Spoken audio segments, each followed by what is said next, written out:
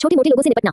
हालांकि सामने वाली हैकर टीम बेहद ताकतवर थी, लेकिन हैकर अलायंस इतने सालों से हैकिंग वर्ल्ड में टिकी हुई थी, ये अपने आप में उसकी खतरनाक ताकत का सबूत था। सामने वाले पूरी दुश्मनी के साथ आए थे, लेकिन रोनन ने उन्हें लगभग एफर्टलेसली संभाल लिया। शुरू में उसे लगा था कि डंकन्स का साइबर डिपार्टमेंट बहुत कमजोर होगा। आखिर उसके हिसाब से डंकन्स पैसे कमाने में माहिर थे, लेकिन टेक्निकल मामलों में उन्हें जैसे प्रोफेशनल्स की जरूरत पड़ती है। लेकिन उसे ये उम्मीद नहीं थी कि डंकन्स का साइबर डिपार्टमेंट काफी कॉम्पिटेंट निकलेगा। रोनन ने टीम को ऑर्गेनाइज किया, सबको क्लियर टास्क दिए और काम स्मूथली आगे बढ़ने लगा। अचानक हुए इस हमले से पूरा साइबर डिपार्टमेंट हिल गया था। डंकन कॉर्पोरेशन के technical staff massive hacking attack से पूरी तरह कंफ्यूज हो गए थे।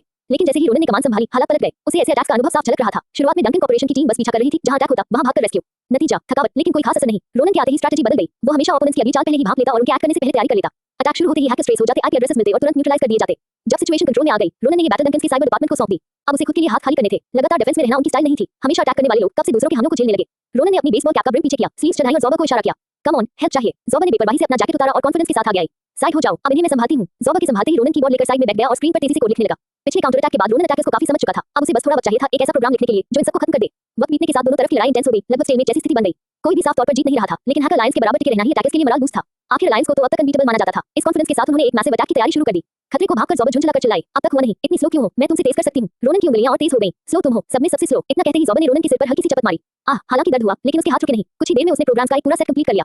प्रोग्राम पूरा होते ही रोनन ने उसे सिस्टम में इम्प्लांट कर दिया। उसने पहले तैनात किए गए सारे डिफेंसिव स्टाफ को वापस बुला लिया। अब टाइम था काउंटर अटैक का। रोनन का प्रोग्राम एक ट्रैप था, अटैकर्स को लूर करने और खुद को एक्सपोज कराने के लिए। स्क्रीन पर अटैकर्स की एक्साइटेड मूवमेंट्स देखकर रोनन हंस पड़ा। कम ऑन, देखते हैं ये मुस्कान कब तक टिकती है। उसने स्टार्ट बटन दबाया और सारे कंप्यूटर्स एक झटके में क्रैश हो गए। कुछ स्मार्ट हैकर्स खतरा भाग चुके थे और भागने लगे। रोनन ने तुरंत नेट टाइप कर दी। कुछ ही मिनटों में पावर बैलेंस पूरी तरह पलट गया। जो हैकर्स कुछ देर पहले एरोगेंट थे, अब बिखर चुके थे, हार मानकर रिट्रीट कर रहे थे। स्क्रीन पर विक्ट्री दिखाते सिंबल्स देखकर रोनन का चेहरा थोड़ा खिंच गया। डिसअपॉइंटिंग, सारे बदतमीज किड्स नहीं पकड़े गए। कुछ बच निकले, बैड लक। असल में इतने कम समय में रोनन ने जो किया था वो कमाल था। अटैक अचानक हुआ था, सामने कई एक्सपर्ट्स थे और वो लोग बीच में ही बैटल में उतरे थे। फिर भी सिचुएशन पलटना और हैकर्स को भगा देना ये किसी मिरेकल से कम नहीं था। रोनन का उदास चेहरा देखकर पैक्सटन उसे दिलासा देने ही वाला था, तभी कैथरीन ने अपने यूजुअल काम टोन में कहा, डोंट वरी, कोई भी बचकर नहीं गया। रोनन चौंक गया और तुरंत उसकी तरफ देखा। कैथरीन, क्या मतलब? कैथरीन ने कीबोर्ड पर हल्के से कुछ टैप किया और एक लिंक रोनन को भेज दिया। खुद देख लो। रोनन जानता था कैथरीन कभी मजाक नहीं करती। उसने लिंक खोला। Wow Catherine, you amazing. Ronan की आवाज सुनते ही ज़ोबा भी झुककर स्क्रीन देखने लगी। कंटेंट देखते ही उसने कैथरीन को थम्स अप दे दिया। कैथरीन, सच में अनबिलीवेबल हो तुम। रोनन, देखा, तुम भी इससे सीखो। रोनन के पास बहस करने का कोई चांस नहीं था। उसके लिए कैथरीन वाकई दुनिया की सबसे खतरनाक प्रेजेंस थी, सबसे ऊपर। सब लोग एक्साइटेड थे, लेकिन वजह नहीं बता रहे थे। पैक्सटन बेचैन हो गया। उसने ब्रैंडन की तरफ देखा। वो हमेशा की तरह शांत था, जैसे उसे कोई फर्क ही न पड़े। पैक्सटन ने हिम्मत करके पूछा, भाई आखिर ऐसा क्या है? मुझे भी थोड़ी खुशी शेयर कर दो। रोनन अच्छे मूड में था। उसने गर्व से कहा, अभी कुछ स्मॉल फ्राइज भाग निकले थे, लेकिन कैथरीन ने उन्हें बीच रास्ते में ही पकड़ लिया। इतना सुनते ही ज़ोबा ने जोड़ा, सिर्फ इतना ही नहीं, कैथरीन ने इन हैकर्स के बैंक अकाउंट्स भी हैक कर लिए। पैक्सटन हंस पड़ा। सोचा नहीं था कि ये बदमाश तुमसे ऐसा सबक सीखेंगे और अपनी हार्ड अर्न मनी भी छोड़ेंगे। रोनन सीना फुलाकर बोला, ऑफ कोर्स, इन्हें पता नहीं है डंकन कॉर्पोरेशन के पीछे कौन खड़ा है। कैथरीन हमारे साथ है, ये लोग खुद मुसीबत बुला रहे हैं। इतना कहते ही रोनन को लगा माहौल अचानक शांत हो गया है। उसे एहसास हुआ वो फिर कुछ ज्यादा बोल गया। उसने सावधानी से ब्रैंडन की तरफ देखा। मिस्टर डंकन, प्लीज मिसअंडरस्टैंड मत कीजिए, बस मजाक कर रहा था। ब्रैंडन को कोई आपत्ति नहीं थी। उसकी नजर कैथरीन पर टिकी थी, आंखों में हल्की सी प्लेफुलनेस। उसकी गहरी आवाज धीमे से गूंजी, कैथरीन, आगे से सब कुछ मैं तुम पर छोड़ता हूं। कैथरीन ने गर्व से आईब्रो उठाए, आंखों में जीत की चमक थी। वो मुस्कुराई और बिना झिझक बोली, नो प्रॉब्लम, मेरे साथ रहोगी तो अच्छे दिन तो पक्के हैं। खबर मिलते ही शेन इतना भड़क उठा कि उसने गुस्से में पूरा ऑफिस ही तोड़ दिया। उसका असिस्टेंट कई सालों से उसके साथ था, लेकिन शेन को इस तरह आपा होते हुए उसने पहली बार देखा था।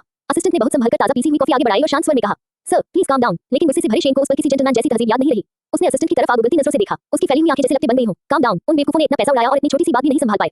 और अब हिम्मत देखो, मेरे पास वापस आकर और पैसे मांग रहे हैं। क्या वो पागल हो गए हैं? कासिया में डंकन लेकिन ये नाकाबिल लोग न सिर्फ डंकन कॉर्पोरेशन को हरा नहीं पाए, बल्कि उनके काउंटर अटैक में फंस गए और अपनी रिवॉर्ड तक गवा बैठे। अब ऊपर से कॉम्पेंसेशन मांग रहे थे। शेन को लगा ये लोग सच में दिमाग से पैदल हो चुके हैं। प्लान फेल हो चुका था, ड्रीम्स की बेइज्जती हो चुकी थी। शेन ने उन्हें सजा न देकर और रिवॉर्ड वापस न मांगकर ही बहुत बड़ा एहसान कर दिया था। अब कॉम्पेंसेशन, ये तो दिन में सपने देखने जैसा था। शेन ने गुस्से में असिस्टेंट को आदेश दिया, उन कच्चे जैसे लोगों को बता दो कॉम्पेंसेशन का सवाल ही नहीं उठता। अगर ज्यादा जोर डालें तो ड्रीम से लड़कर दिखाएं। मैं देखता हूं उनकी हिम्मत। हालांकि ये हैकर्स मिलकर एक पावरफुल अलायंस थे, लेकिन इस लड़ाई के बाद वो पूरी तरह बिखर चुके थे। उनकी ताकत कहां और ड्रीम्स जैसे फाइनेंशियल जायंट को चुनौती देना कहां? सर डोंट वरी, मैं ये मैटर संभाल लूंगा, असिस्टेंट ने भरोसा दिलाया। शेन ने अचानक पूछा, डंकन कॉर्पोरेशन और हैकर अलायंस के बीच क्या रिश्ता है? कुछ पता चला? असिस्टेंट ने सिर हिलाया। सर अभी इन्वेस्टिगेशन चल रही है। अगर हैकर अलायंस के कुछ बड़े लोगों का पूरा सपोर्ट न होता तो डंकन कॉर्पोरेशन इतनी आसानी से बच नहीं पाती। पैसे की ताकत से डंकन कॉर्पोरेशन हैकर अलायंस को हायर कर सकती थी, लेकिन इतने कम समय में इतने सारे बिग शॉट्स का मोबिलाइज होना ये किसी गहरे कनेक्शन की तरफ इशारा करता था। असिस्टेंट ने आशंका जताई, सर क्या हो सकता है कि हैकर अलायंस शुरू से ही डंकन कॉर्पोरेशन के साथ मिली हुई हो और जानबूझकर हमारे खिलाफ काम कर रही हो? अगर पहले से तैयारी न होती तो इतनी तेजी से रिस्पांस स्ट्रेटजी बन ही नहीं सकती थी। शेन ने थोड़ी देर सोचने के बाद इस अंदाजे को खारिज कर दिया। नहीं, अनलाइकली है, ये ऑपरेशन मैंने अचानक डिसाइड किया था। पहले से काउंटर मेजर्स तैयार नहीं हो सकते, लेकिन डंकन कॉर्पोरेशन और हैकर अलायंस के बीच जरूर कोई हिडन कनेक्शन है। अच्छे से इन्वेस्टिगेट करो और जल्दी रिपोर्ट दो। Yes sir. असिस्टेंट को शेन की पहले कैथरीन को लेकर की गई पूछताछ याद आई तो उसने डंकन में लौटने के बाद कैथरीन की हालत भी बता दी। रिपोर्ट सुनकर शेन की भौहें सिकुड़ गईं। वो ओल्ड मैंशन में रहकर गेम्स खेल रही है, ब्रैंडन के साथ मिलकर क्राइसिस हैंडल नहीं कर रही। हाँ, असिस्टेंट ने पूरे भरोसे से कहा। शेन को ये अजीब लगा, क्या ब्रैंडन कैथरीन के दिल में इतना इंपॉर्टेंट नहीं है, इसलिए उसने हाथ नहीं बटाया। उसने सोचा, शेन ने आदेश दिया, उस पर नजर बनाए रखो, जरा सी भी मूवमेंट हो तुरंत रिपोर्ट करो। Yes sir. योजक चिन्ह, योजक चिन्ह, योजक चिन्ह। डंकन्स के ओल्ड मैंशन में माहौल बिल्कुल अलग था। नेटवर्क बैटल जीतने के बाद सबका मूड काफी अच्छा था। पिछले कई दिनों से भारी प्रेशर में रहे कालू ने आखिरकार राहत की सांस ली। उसके चेहरे पर एक स्माइल दिखी। मिस्टर डंकन, मिस वॉन के लोग वाकई कमाल के हैं। अगर ये न होते तो आज हम बड़ी मुसीबत में होते। ज़ोबा और बाकी लोगों से मजाक उड़ाने वाला पैक्सटन भी इस बात से इनकार नहीं कर सका। उसे मानना पड़ा, ये लोग सच में बहुत पावरफुल थे। मिस्टर डंकन, अब हमारी बारी है अटैक करने की, पैक्सटन ने पूछा। ब्रैंडन के सामने 3 बड़े स्क्रीन्स थे जिन पर स्टॉक मार्केट के रेड और ग्रीन ग्राफ्स हिल रहे थे। वो शांति से सब ऑब्जर्व कर रहा था और रिपोर्ट सुन रहा था। पैक्सटन की बात सुनकर उसने नजर उठाई और धीमी आवाज में बोला, थोड़ा और वेट करो, जब वो डंकन कॉर्पोरेशन के गिरने का तमाशा देखना चाहते हैं तो उनकी ये विश पूरी कर देते हैं। कालू को ये समझ नहीं आया। मिस्टर डंकन, इससे तो हमें बड़ा नुकसान हो सकता है ना? लेकिन पैक्सटन समझ चुका था कि ब्रैंडन क्या सोच रहा है। ब्रैंडन के चेहरे पर आई ठंडी सी स्मर्क देखकर पैक्सटन की रीढ़ में से हलन दौड़ गई। उसने कालू की तरफ देखा और हल्की तंज में कहा, इतने साल मिस्टर डंकन के साथ रहकर भी तुम उसकी काइंडनेस नहीं समझ पाए। कालू चौंका। मिस्टर डंकन काइंड, वो कुछ कहने ही वाला था कि पैक्सटन ने गंभीर लहजे में कहा, तुम्हें पता है फांसी से पहले कैदी की आखिरी इच्छा पूरी की जाती है। कालो पल भर को रुका, फिर समझ गया। वो हंस पड़ा। राइट मिस्टर डंकन बहुत काइंड है, मरने से पहले उन्हें अच्छा टाइम दे रहा है। तभी ब्रैंडन ने काम खत्म किया और उनकी तरफ देखा। क्या तुम लोग भी गुड टाइम एंजॉय करना चाहते हो? दोनों घबरा गए और तुरंत सिर झुका लिया। Sorry mister Duncan. पैक्सटन ने माफी मांगते ही कोई बहाना बनाया और खिसक लिया। कालो भी उसके पीछे पीछे भाग गया। दोनों के जाते ही ब्रैंडन भी स्टडी से बाहर निकला और लिविंग रूम की तरफ बढ़ा जहां कैथरीन होनी चाहिए थी। वाकई कैथरीन वही थी। रोनन और बाकी लोग भी मौजूद थे। कैथरीन का फैसला सुनते ही रोनन सबसे पहले आगे आया। कैथरीन, अगर तुम डंकन कॉर्पोरेशन की मदद करने जा रही हो तो ये अकेले तुम्हारी लड़ाई नहीं है। We are in this together. Katherine ने सबको बताया था कि वो ग्रीन्स को पूरी तरह खत्म करने के लिए डंकन कॉर्पोरेशन का साथ देगी, लेकिन वो हैकर अलायंस को फिर से इसमें घसीटना नहीं चाहती थी। वो रोनन की भावना समझती थी, लेकिन सबको अपनी पर्सनल लड़ाई में शामिल नहीं करना चाहती थी। आखिरकार ब्रैंडन के पीछे खड़ी डंकन कॉर्पोरेशन इतनी जल्दी ग्रीन्स के निशाने पर आई थी, इसकी एक वजह वो खुद थी। कैथरीन ने शांति से कहा, शेन का टारगेट मैं हूं। रोनन ने बेपरवाही से जवाब दिया, कैथरीन, मुझे पता है शेन तुम्हारे पीछे है, लेकिन मैं उस बूढ़े को बहुत पहले से टॉलरेट कर रहा हूं। पिछले कई सालों की दुश्मनी मुझे आज भी याद है। इस बार बात ये नहीं कि वो मुझे छोड़ नहीं रहा, इस बार मैं उसे छोड़ने वाला नहीं हूं। रोनन की बात के बाद ज़ोबा और बदौल भी आगे आए। कैथरीन, काउंट अस इन, हम भी साथ हैं। बात खत्म होने के बाद ब्रैंडन ऊपर से नीचे आया और सीधा लिविंग रूम की तरफ बढ़ गया। सबको साफ दिख रहा था वो कैथरीन के लिए ही आया था। सीढ़ियों की तरफ पीट करके खड़ी कैथरीन को ब्रैंडन के आने का बिल्कुल एहसास नहीं हुआ। उसकी अनभिज्ञता देखकर ज़ोबा ने भी भरी नजर से कैथरीन की तरफ भौहें उठाई। ज़ोबा के अजीब हाव भाव को देखकर कैथरीन को कुछ गड़बड़ लगी और उसने पलटकर पीछे देखा। सब रिजॉल्व हो गया। कैथरीन की नजर पड़ते ही ब्रैंडन का पहले से ठंडा चेहरा पल भर में नम पड़ गया। आंखों में वार्मथ और होठों पर हल्की मुस्कान आ गई। बाहर थोड़ा वॉक पर चले। उसकी बात सुनकर कैथरीन की भौहें हल्की सी सिकुड़ गईं। सुबह से ही लगातार लोग ओल्ड मैंशन आ जा रहे थे। सब ब्रैंडन को रिपोर्ट देने में लगे थे। डंकन कॉर्पोरेशन में हाल ही में हुए हंगामे और ब्रैंडन की बिजी शेड्यूल को देखते हुए वो अचानक बाहर जाने की बात क्यों कर रहा था? कुछ गड़बड़ है क्या? कैथरीन ने उलझन में पूछा। ब्रैंडन मुस्कुराते हुए जवाब देने ही वाला था कि ज़ोबा बीच में कूद पड़ी। वो दोनों को देखते हुए हंसी और कैथरीन को छेड़ते हुए बोली, कैथरीन, आज वैलेंटाइन्स डे है। मिस्टर डंकन तुम्हें डेट पर ले जाने आए हैं। जल्दी करो, ऊपर जाओ, कुछ अच्छा पहन लो और मिस्टर डंकन के साथ बाहर घुमाओ। वैलेंटाइन्स डे, कैथरीन ने मन ही मन सोचा। बचपन से ही विदेश में अकेले रहते हुए उसने कभी ऐसे दिन खास तौर पर सेलिब्रेट नहीं किए थे। क्रिसमस तक शायद ही याद रहती थी। कैथरीन की झिझक देखकर ब्रैंडन समझ गया कि उसे ऐसे दिन पसंद नहीं है। उसने तुरंत कहा, अगर बाहर जाने का मन नहीं है तो घर पर ही आराम कर लो, मैं तुम्हारे साथ रहूंगा। ब्रैंडन को पीछे हटते देख ज़ोबा फौरन बोली, अरे नहीं कैथरीन, 2 दिन से घर में ही है। वैलेंटाइन्स डे रोज रोज नहीं आता, चाहे कुछ भी हो तुम दोनों को बाहर जाना चाहिए। मैं भी डेट पर जाऊंगी। अगर सब बाहर चले गए तो घर में सिर्फ तुम दोनों रहोगे, कितना बोरिंग लगेगा। कहते हुए उसने कैथरीन को इशारे से जल्दी हां कहने को भी कहा। कैथरीन को कोई खास आपत्ति नहीं थी। पिछले 2 दिन वो ओल्ड मैंशन से बाहर निकली ही नहीं थी। अब जब ब्रैंडन ने खुद बाहर चलने को कहा तो उसने बिना देर किए हामी भर दी। 2 मिनट वेट करो, मैं कपड़े बदल लेती हूँ। शो, ब्रैंडन ने नरमी से कहा, कैथरीन को प्यार भरी नजर से देखते हुए। कैथरीन के ऊपर जाते ही ज़ोबा भी तुरंत पीछे पीछे भागी। कैथरीन रुको, मैं तुम्हारे लिए कपड़े चूज करने में हेल्प करूंगी। दोनों तीसरी मंजिल पर उस गेस्ट रूम में पहुंची जो ब्रैंडन के मास्टर बेडरूम के बगल में था। कैथरीन के आने से पहले वो कमरा खाली था और अब वो पूरी तरह उसी का हो चुका था। ज़ोबा ने वार्डरोब खोली और हैरान रह गई। हर ड्रेस पर टैग लगे हुए थे। कैथरीन, मिस्टर डंकन वाकई बहुत थॉटफुल हैं। तुम साल में मुश्किल से कुछ दिन यहाँ रहती हो और देखो ये सारे कपड़े top class latest collection. Catherine हल्के से मुस्कुरा दी। उसने ज्यादा कुछ नहीं कहा। उसे ब्रैंडन की केयर का अंदाजा था। वार्डरोब से कैथरीन ने एक ब्लैक हुडी निकाली। जैसे ही वो पहनने लगी ज़ोबा ने उसका हाथ पकड़ लिया। Catherine, tell me you are not seriously planning to wear this on a date with mister Duncan. Catherine ने हुडी को देखा, नहीं थी फिर भी सही था। इसमें क्या प्रॉब्लम है? उसने सिर टेढ़ा करके पूछा। ज़ोबा ने कैथरीन के नाजुक चेहरे को देखा और मन ही मन सोचा, ये लड़की तो कुछ भी पहन ले खूबसूरत लगेगी। आखिर ब्यूटी अपने आप में रूल होती है, प्रॉब्लम तो नहीं है। ज़ोबा बोली, लेकिन रोज ब्लैक, व्हाइट और ग्रे पहनना थोड़ा बोरिंग नहीं हो गया? आज स्टाइल चेंज करते हैं। ये लाइट ग्रीन ड्रेस देखो, तुम्हारी स्किन के साथ ही कमाल लगेगी। कैथरीन थोड़ी हिचकिचाई। ज़ोबा का हौसला बढ़ गया। उसने खुद कपड़े उठा लिए। कैथरीन, इस बार मुझ पर ट्रस्ट करो। I won't hurt you, come on, योजक चिन योजक चिन योजक चिन। नीचे लिविंग रूम में ब्रैंडन शांति से बैठा था, लेकिन रोनन थोड़ा बेचैन दिख रहा था। कैथरीन अभी तक नीचे क्यों नहीं आई? उसने तो 2 मिनट कहा था। बदौल ने कैजुअली जवाब दिया, इसमें क्या अजीब है? वुमेन को कपड़े बदलने में टाइम लगता है, 1-2 घंटे भी लग जाए तो नॉर्मल है। अभी तो बस कुछ मिनट हुए हैं। अगर उसकी मां बाहर जा रही होती तो शायद वो थोड़ी और नींद भी ले लेते। लेकिन रोनन संतुष्ट नहीं हुआ। उसने ठंडे स्वर में कहा, क्या कैथरीन कोई ऑर्डिनरी वुमन है? कैथरीन हमेशा पंक्चुअल रहती थी, जो समय वो कहती उसी पर कायम रहती थी। रोनन की बात बदौल को जरा भी परेशान नहीं कर पाई। आखिर ऊपर सिर्फ कैथरीन ही नहीं थी, ज़ोबा भी थी। उसे बिना सोचे समझ आ गया कि ज़ोबा जरूर कुछ अनयूजुअल कर रही होगी। उसी वक्त ऊपर से फुटस्टेप्स की आवाज आई। सबने नजर उठाई। सबसे पहले ज़ोबा नीचे उतरी और उसके पीछे कैथरीन। कैथरीन को लाइट ग्रीन ड्रेस में देखते ही सबकी सांस जैसे थम गई। कई सालों से कैथरीन को जानते हुए भी वो उसे इस तरह सजी हुई देखने के आदी नहीं थे। आमतौर पर कैथरीन कंफर्ट को तरजीह देती थी। ड्रेस वो सिर्फ तभी पहनती थी जब कोई खास मौका हो। नीचे खड़े सभी लोग उसे देख बस स्टन थे। ज़ोबा ने ये नजारा देखा और मन ही मन खुश हो गई। भले ही स्पॉटलाइट कैथरीन पर थी, लेकिन ज़ोबा का ईगो पूरी तरह सैटिस्फाइड था। उसे पहले से पता था ऐसा ही होगा। सच तो ये था कि जब उसने अभी कैथरीन को देखा था तो उसका खुद का दिल भी तेज धड़क उठा था। लाइट ग्रीन ड्रेस में काफ तक थी, कमर पर परफेक्टली फिटेड, जो कैथरीन की खूबसूरत कर्व्स को और उभार रही थी। उसकी पहले से फ्लॉलेस स्किन इस रंग में और भी डेलिकेट लग रही थी। आमतौर पर बंधे रहने वाले बाल आज खुले थे। ज़ोबा ने हल्की नेचुरल वेव्स बना दी थी, जिससे कैथरीन का लुक और सॉफ्ट हो गया था। उसकी पावरफुल और इस जेंटल ड्रेस के साथ कहीं ज्यादा नर्म लग रही थी। उस पर कैथरीन किसी परी जैसी लग रही थी, जैसे आसमान से उतर आई हो। ब्रैंडन को उसे यूं खोए हुए देखते हुए ज़ोबा हल्के से हंसी। Mister Duncan, isn't Catherine incredibly beautiful? वो तो बस मजाक कर रही थी। उसे उम्मीद नहीं थी कि ब्रैंडन जवाब देगा। हाँ, बहुत खूबसूरत, ब्रैंडन ने पूरी सिंसियरिटी से कहा। उसका जवाब सुनकर ज़ोबा पल भर को चौंक गई। ब्रैंडन ने तुरंत खुद को संभाला, आगे बढ़ा और कैथरीन का हाथ थाम लिया। अपने लंबे और चौड़े कद से उसने कैथरीन को सबकी नजरों से जैसे ढक लिया। चले, ब्रैंडन ने पूछा। कैथरीन ने हल्का सा सिर हिलाया। ब्रैंडन उसे साथ लेकर बाहर की ओर बढ़ गया और दोनों धीरे-धीरे सबकी नजरों से ओझल हो गए। ब्रैंडन ने 2 मूवी टिकट्स खरीदे। उसने ऑनलाइन चेक कर लिया था, आजकल यंग पीपल के डेटिंग का सबसे कॉमन तरीका मूवी देखना और शॉपिंग करना माना जाता है। कैथरीन के नेचर और शॉपिंग से उसकी नापसंदगी को समझते हुए ब्रैंडन ने सबसे हॉट मूवी के 2 टिकट्स ले लिए। सामने ऊंचे मूवी थिएटर को देखते हुए कैथरीन ने बगल में खड़े हैंडसम आदमी की तरफ से घुमाया। मूवी देखने? ये ब्रैंडन ने सिर हिलाया। ओके है। उसके चेहरे पर आई ब्राइट स्माइल देखकर कैथरीन ने मना नहीं किया। चाहे डंकन्स की पुरानी मैंशन हो या अपार्टमेंट, दोनों जगह टॉप नॉच होम थिएटर्स थे। 7 फिगर कीमत वाला इक्विपमेंट किसी भी सिनेमा से कम नहीं था। कैथरीन को बस ये उम्मीद नहीं थी कि ब्रैंडन प्राइवेट स्पेस छोड़कर पब्लिक सिनेमा चूज करेगा। एलिवेटर से सीधे 5th फ्लोर की सिनेमा तक पहुंचे। शायद हॉलिडे की वजह से थिएटर लोगों से भरा हुआ था, ज्यादातर यंग क्राउड। ब्रैंडन जब कैथरीन को लेकर अंदर आया तो कई नजरें उन पर टिक गईं। आज ब्रैंडन रिलेटिवली कैजुअल लग रहा था, ऊपर व्हाइट कैजुअल शर्ट और नीचे डार्क ब्लू पैंट्स। एक डोमिनेटिंग प्रेसिडेंट से ज्यादा हाल ही में ग्रेजुएट हुआ हैंडसम सीनियर जैसा वाइब आ रहा था। कैथरीन ने लाइट ग्रीन लंबी ड्रेस पहनी थी, सिंपल, प्योर, ब्यूटीफुल। दोनों साथ खड़े होकर परफेक्टली मैचिंग लग रहे थे। जो लड़कियां पहले ब्रैंडन की लुक्स देखकर उसका व्हाट्सएप लेने का सोच रही थी, कैथरीन को उसके साथ देखकर चुपचाप पीछे हट गईं। कैथरीन को आसपास की क्यूरियस नजरें दिखी, लेकिन वो इसकी आदी थी। ब्रैंडन इतना मैग्नानिमस नहीं था। जब उसने कुछ well dressed handsome college boys को कैथरीन को घूरते देखा तो अनजाने में उसकी कमर पर हाथ और कस लिया। वो थोड़ा और पास आ गया, जैसे साइलेंटली अपनी डोमिनेंस दिखा रहा हो। उसकी आंखों में हल्की सी ठंडक थी जो आसपास सबको स्कैन कर रही थी। आगे लंबी लाइन देखकर कैथरीन को क्यूरियोसिटी हुई, लोग क्या खरीद रहे थे। उसकी नजर पकड़कर ब्रैंडन उसे पास की सीट पर ले गया। यहाँ वेट करो। कैथरीन कुछ समझ पाती उससे पहले ही ब्रैंडन लाइन में आगे बढ़ चुका था। वो सिनेमा का स्नैक काउंटर था, बाहर का खाना अलाउड नहीं था, इसलिए सबको यहीं से लेना पड़ता था, इसलिए लाइन काफी लंबी थी। ब्रैंडन की लाइन में लगते ही कई लोगों का ध्यान उस पर गया। कुछ बोल्ड लड़कियां उसे अकेला देखकर पास आ गईं। हे हैंडसम, अकेले मूवी देखने आए हो? ब्रैंडन ने नजर नीचे की। सवाल 2 यंग लड़कियों ने किया था, कैथरीन से भी छोटी। थोड़ा हेल्पलेस महसूस करते हुए उसने कैथरीन की तरफ देखा और बोला, अपनी गर्लफ्रेंड के साथ। उन दोनों लड़कियों ने उसकी लविंग गेज फॉलो की और कैथरीन को देखकर साइलेंटली गिव अप कर दिया। हैंडसम आदमी के साथ ब्यूटीफुल वुमन ही सूट करती है, उन्होंने सोचा। लाइन लंबी थी लेकिन काउंटर तेजी से चल रहा था। जल्दी ही ब्रैंडन सेल्स विंडो पर पहुंच गया। अटेंडेंट ने उसका चेहरा देखते ही एक्स्ट्रा ब्राइट स्माइल पहन ली। हे हैंडसम, क्या लेना है? ब्रैंडन ने मेन्यू ध्यान से देखा, फिर आसपास लोगों को। अचानक थोड़ा अनश्योर हो गया। गुड लुकिंग बॉयज के लिए एक्स्ट्रा एंथुसियास्टिक अटेंडेंट ने खुद सजेस्ट किया। अगर अकेले हो तो सिंगल मील बेस्ट है, और अगर गर्लफ्रेंड के साथ हो तो हमारा best selling Valentine's Day exclusive set लो। उसके साथ ही लिटिल बेयर भी मिलता है, बहुत कॉस्ट इफेक्टिव है। सजेस्ट सुनते ही ब्रैंडन ने डिसीजन ले लिया। One Valentine's Day exclusive set, thank you. उसकी डीप मैग्नेटिक वॉइस सुनकर अटेंडेंट थोड़ी और खुश हो गई और उसे बाकियों से थोड़ा ज्यादा पोर्शन दे दिया। वैलेंटाइन्स डे सेट लेकर ब्रैंडन वापस मुड़ ही रहा था कि उसने कैथरीन के सामने एक बच्ची को खड़ा देखा। वो तेजी से कैथरीन की तरफ बढ़ा, पास पहुंचकर हल्की आवाज में पूछा, क्या हुआ? कैथरीन ने सिर उठाया और हल्की हेल्पलेस स्माइल के साथ उसकी तरफ देखा। सामने खड़ी छोटी लड़की पलटी। ब्रैंडन को देखकर वो फ्रीज हो गई। इतना हैंडसम आदमी उसने पहले कभी नहीं देखा था। वो लड़की मुश्किल से 7-8 साल की होगी, गोल सा चेहरा, बेहद क्यूट। उसकी घूरती नजर देखकर ब्रैंडन का टोन अपने आप सॉफ्ट हो गया। लिटिल गर्ल, क्या कर रही हो? लड़की ने झूठ बोलने की हिम्मत नहीं की और सीधे सच बता दिया। एक सर ने मुझसे फूल खरीदे थे उस प्रिटी लेडी के लिए। उन्होंने कहा अगर प्रिटी लेडी उन्हें व्हाट्सएप ऐड कर ले तो वो एक और बुके खरीदेंगे। ब्रैंडन को बिना वजह इरिटेशन हुई। बस कुछ मिनट दूर गया था और इतने में ही कोई कैथरीन का अटेंशन पाने की कोशिश कर रहा था। अपनी फियांसी की पॉपुलैरिटी से उसे साफ अनॉयंस हो रही थी। बच्ची की इनोसेंस की वजह से कैथरीन मना नहीं कर पाई और फूल ले लिए। लेकिन ब्रैंडन ने सीधे वो फूल उसके हाथ से लिए और पास के डस्टबिन में फेंक दिए। फूल फेंके जाते देख बच्ची की हल्की भौहें सिकुड़ गई। वो थोड़ी सैड लगने लगी। वो रोने ही वाली थी कि तभी ब्रैंडन की आवाज सुनाई दी। लिटिल गर्ल, ये सारे फ्लावर्स मिलाकर कितने के हैं? सारे। बच्ची ने हैरानी से ऊपर देखा। ब्रैंडन ने सिर हिलाया। बच्ची ने सीरियसली गिनना शुरू किया। उसके हाथों में बुकेस ज्यादा नहीं थे, टोटल अमाउंट भी कम ही था। ब्रैंडन ने उसे राउंड फिगर दिया, सारे फ्लावर्स खरीद लिए और कैथरीन को थमा दिए। फिर उसने प्यार से बच्ची के सिर पर हाथ फेरा। उसकी आवाज अनयूजुअली जेंटल थी। Thank you sir. बच्ची का चेहरा स्वीट स्माइल से भर गया। जाते जाते वो पलटी और ब्रैंडन की तारीफ भी कर गई। सर, मुझे लगता है आप उस पहले वाली गाय से ज्यादा हैंडसम हो। आप और प्रिटी लेडी ज्यादा मैचिंग लगते हो। बच्ची की मीठी बात सुनकर ब्रैंडन के चेहरे पर हल्की मुस्कान आ गई। जब वो मुड़ा तो देखा कैथरीन उसे अजीब नजरों से देख रही है। बाहों में बुके लिए वो बेंच पर बैठी थी। ऊपर देखकर उसकी आंखों में स्माइल भरी हुई थी। ब्रैंडन थोड़ा झुका, उंगली से उसका चिन उठाया। आंखें मिली, उसकी नजरों में बस अफेक्शन था। ऐसे क्यों देख रही हो? कैथरीन ने अपनी बाहों में रखे बुके की तरफ इशारा किया और हंस पड़ी। मुझे नहीं लगा था कि तुम ऐसे काम भी करोगे। ब्रैंडन हल्का सा हंसा। उसकी आवाज सॉफ्ट और मेलोडियस थी। मैं इसे कहीं ज्यादा कर सकता हूं। उसने पॉकेट से लिटिल बेयर निकाला और कैथरीन को दिया। Like it, Valentine's Day exclusive gift. Cute से बेयर के पेट पर दिल बना हुआ था। क्राफ्ट्समैनशिप थोड़ी रफ थी लेकिन शेप बेहद प्यारा था। उसकी उम्र का आदमी ऐसी चीजें करे ये सोचकर कैथरीन को और भी अम्यूजिंग लगा। वो मुस्कुराई। आई लाइक इट, जब तक तुम दे रहे हो मुझे सब पसंद है। मूवी के बीच में ही कैथरीन को जोरों की नींद आने लगी। इस तरह की रोमांटिक कॉमेडी में उसे बिल्कुल इंटरेस्ट नहीं था। अगर बीच में दो बोल लड़कियां ब्रैंडन से उसका व्हाट्सएप नंबर मांगने नहीं आती तो शायद कैथरीन कब की सो चुकी होती। उसकी सुस्ती देखकर ब्रैंडन ने हाथ बढ़ाया और उसका सिर अपने कंधे पर टिका दिया। 20 मिनट और फिर तुम्हें वापस ले चलूंगा हम। कैथरीन ने धीमी सी आवाज में जवाब दिया और आंखें बंद करके चुपचाप ब्रैंडन के कंधे पर झुक गई। मूवी किसी ललबाई जैसी लग रही थी। नींद और गहरी होती जा रही थी। कुछ ही पलों में कैथरीन पूरी तरह सो गई। कुछ मिनट बाद जब कैथरीन सो रही थी तब कुछ लड़कियां फिर पास आने लगी। जैसे ही ब्रैंडन ने किसी को नजदीक आते देखा उसका शांत चेहरा तुरंत ठंडा पड़ गया। उसकी आंखों से निकली ऐसी नजर सीधे सामने चली गई। वो लड़की घबरा गई, पूरी तरह कंफ्यूज हो गई। अगर पीछे बैठे लोग स्क्रीन ब्लॉक होने की वजह से उसे टोकते नहीं तो शायद वो वहीं जम जाती। असल में ब्रैंडन की ऑरा ही इतनी पावरफुल थी कि वो डर से हट गई। होश में आते ही वो तुरंत भाग गई। रुकने की हिम्मत तक नहीं हुई। कैथरीन की स्टेडी सांसों की आवाज सुनते हुए ब्रैंडन को थोड़ी चिंता हुई। डर था कि कहीं इस पोस्टर में उसे डिस्कम्फर्ट न हो। उसने सब समेटा, कैथरीन का बैग उठाया, उसे गोद में लिया और थिएटर से बाहर निकल गया। कैथरीन को उठाए जाने का एहसास हुआ लेकिन वो पहले ही ब्रैंडन की बाहों की आदी थी। ये जानकर कि उसे वही थामे हुए है उसे गहरी सिक्योरिटी महसूस हुई और वो चैन से सोती रही। हैंडसम आदमी और ब्यूटीफुल लड़की की जोड़ी हमेशा अटेंशन खींचती है। सिनेमा में आने के बाद से ही कैथरीन और ब्रैंडन सबकी नजरों का सेंटर बन चुके थे। और जब ब्रैंडन उसे गोद में उठाकर बाहर ले गया तो सबकी नजरें फिर से उन्हीं पर टिक गईं। ब्रैंडन का एक कूल अंदाज इतना स्ट्राइकिंग था कि किसी ने चुपचाप फोन निकालकर रिकॉर्ड कर लिया और ऑनलाइन पोस्ट करने की कोशिश की। लेकिन जैसे ही फोटो अपलोड हुई स्टेटस चेक करने से पहले ही उसका अकाउंट लॉक हो गया। थोड़ी देर बाद सिस्टम से वार्निंग दी आ गई, सेंसिटिव फोटोज और टेक्स्ट भेजने से मना किया गया। सोशल प्लेटफॉर्म की इतनी फास्ट रिस्पांस देखकर वो डर गई। समझ आ गया कि कुछ ऐसा कैप्चर कर लिया था जो नहीं करना चाहिए था। उसने तुरंत फोन से सारी फोटोज और वीडियोस डिलीट कर दी। पार्किंग लॉट पहुंचते ही ब्रैंडन को पैक्सटन का मैसेज मिला, मिस्टर डंकन ऑनलाइन वाली फोटोज हैंडल कर ली गई हैं। इस ट्रिप पर ब्रैंडन बॉडीगार्ड्स नहीं लाया था लेकिन सेंसिटिव पीरियड की वजह से उसे जुड़ी कोई भी न्यूज़ डंकन कॉर्पोरेशन की स्टॉक प्राइसेस को अफेक्ट कर सकती थी। सिक्योरिटी के लिए डंकन कॉर्पोरेशन का पूरा पीआर डिपार्टमेंट हाई अलर्ट पर रहता था। जैसे ही उनसे जुड़ी कोई फोटो या न्यूज़ ऑनलाइन आती उसे तुरंत लीक कर दिया जाता। पैक्सटन जानता था कि ब्रैंडन और कैथरीन डेट पर हैं। भले ही इन दोनों को अपनी लुक्स का ज्यादा अंदाजा न हो लेकिन पैक्सटन जानता था कि साथ में वो कितने स्टनिंग लगते हैं। बिना किसी डिस्गाइज के बाहर निकलना वाकई ट्रबल ला सकता था, इसलिए इंटरनेट पर नजर रखी जा रही थी। अनएक्सपेक्टेडली किसी ने सच में फोटो अपलोड कर दी थी। ब्रैंडन ने चोरी छिपे ली गई उस फोटो को देखा। एंगल बहुत क्लेवरली लिया गया था। उसमें उसकी और कैथरीन की प्रोफाइल साफ दिख रही थी।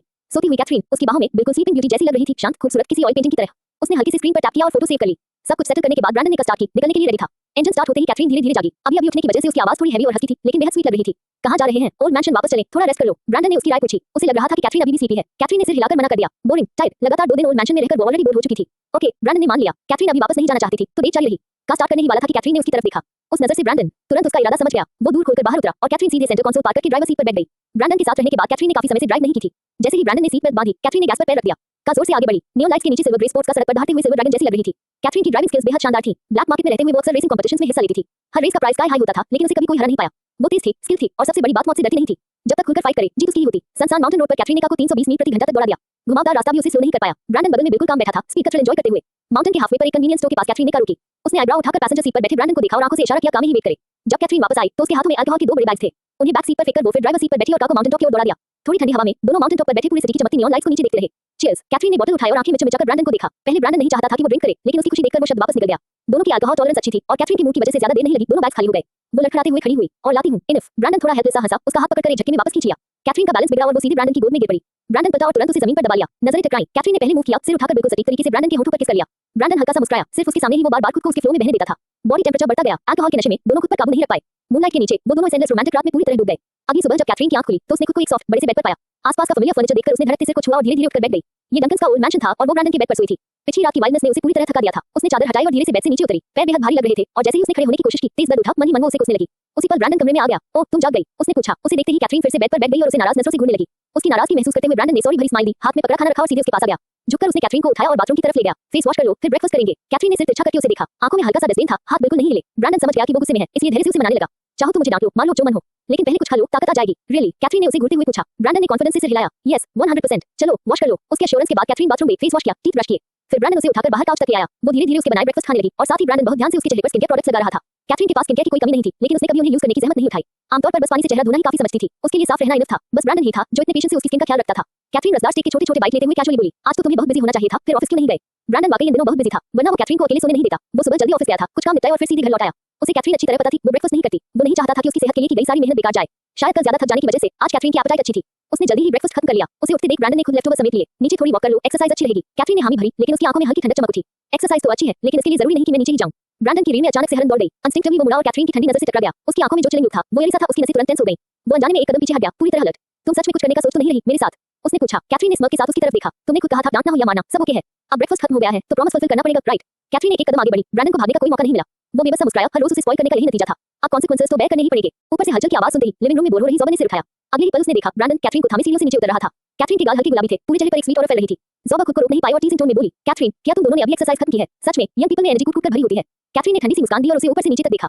क्या तुम्हें भी एक्सरसाइज करनी है? कम ऑन, चलो करते हैं। ज़ोबा हैरान रह गई, डिसबिलीफ में कैथरीन को देखने लगी। कैथरीन, क्या तुम्हें मेन और वुमेन दोनों में इंटरेस्ट है? कैथरीन ने एक शब्द नहीं कहा, वो सीधे आगे बढ़ी। ज़ोबा संभल भी नहीं पाई और अगले ही पल कैथरीन ने उसे कंधे के ऊपर से पलटकर जमीन पर फेंक दिया। दोनों को लड़ते देख ब्रैंडन पास आया। उसके चेहरे पर सैटिस्फैक्शन साफ दिख रहा था। पैक्सटन ने उसे एक गिलास पानी दिया। Boss, please have some water. Brandon ने पानी लिया, कंधे से हल्की सी धूल झाड़ी और पैक्सटन से कहा, मसाज थेरेपिस्ट अरेंज कर दो, उसे जरूरत पड़ेगी। आखिर ज़ोबा ने ही उसके लिए मार खाई थी, तो थोड़ा कॉम्पेंसेशन तो बनता था। ये सुनते ही पैक्सटन अंदर ही अंदर खुश हो गया। बॉस, अभी करता हूं। कैथरीन के एक और अटैक से बचते हुए ज़ोबा ने सांस लेने का मौका पाया। वो अच्छी तरह जानती थी कि कैथरीन से भिड़ना बेकार है। स्पारिंग पार्टनर बनने का मतलब था सीधी पिटाई। उसने तुरंत दोनों हाथ उठा दिए। कैथरीन, मेरी गलती थी, आई प्रॉमिस, अगली बार जवाब नहीं दूंगी। स्पारिंग के लिए रोनन को ढूंढो, वो लेटी रिग्रेस कर रहा है, उसे ज्यादा ट्रेनिंग चाहिए। पास खड़ा रोनन अचानक चिल्लाया, कैथरीन, इस चालाक औरत की बात मत सुनो। ये सुबह से तुम्हारे और मिस्टर डंकन के बारे में गॉसिप कर रही है। इसने तो ये भी बेट लगा रखी थी कि तुम दोनों कल रात लौटोगे या नहीं और उसे मिलियंस कमा लिए।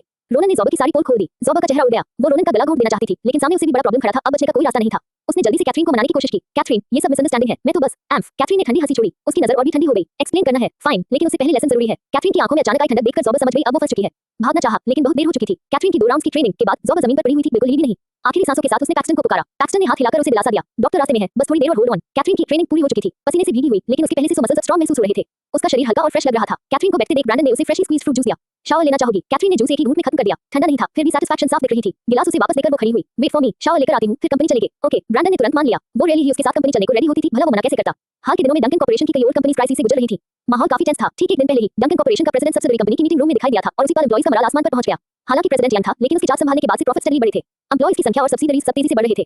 डंकन कॉर्पोरेशन के एम्प्लॉइज के लिए उनका प्रेसिडेंट एक स्टेबलाइजिंग फोर्स जैसा था। जब तक वो है, कंपनी कदम गाएगी नहीं। उनकी नजर में ये यंग, हैंडसम और वेल्थी प्रेसिडेंट हमेशा मिस्टीरियस रहा था। लेकिन आज कई एम्प्लॉइज ने उसे ग्राउंड फ्लोर के मैन ट्रांस से कंपनी में एंटर करते देखा। पंच इन टाइम निकल चुका था, इसलिए काफी लोग ये सीन देख पाए। प्रेसिडेंट का कंपनी आना अनयूजुअल नहीं था, लेकिन सरप्राइज ये था कि उसके साथ एक बेहद ब्यूटीफुल यंग लेडी भी थी। ये खबर डंकन कॉर्पोरेशन के इंटरनल नेटवर्क में लाइटनिंग की तरह फैल गई।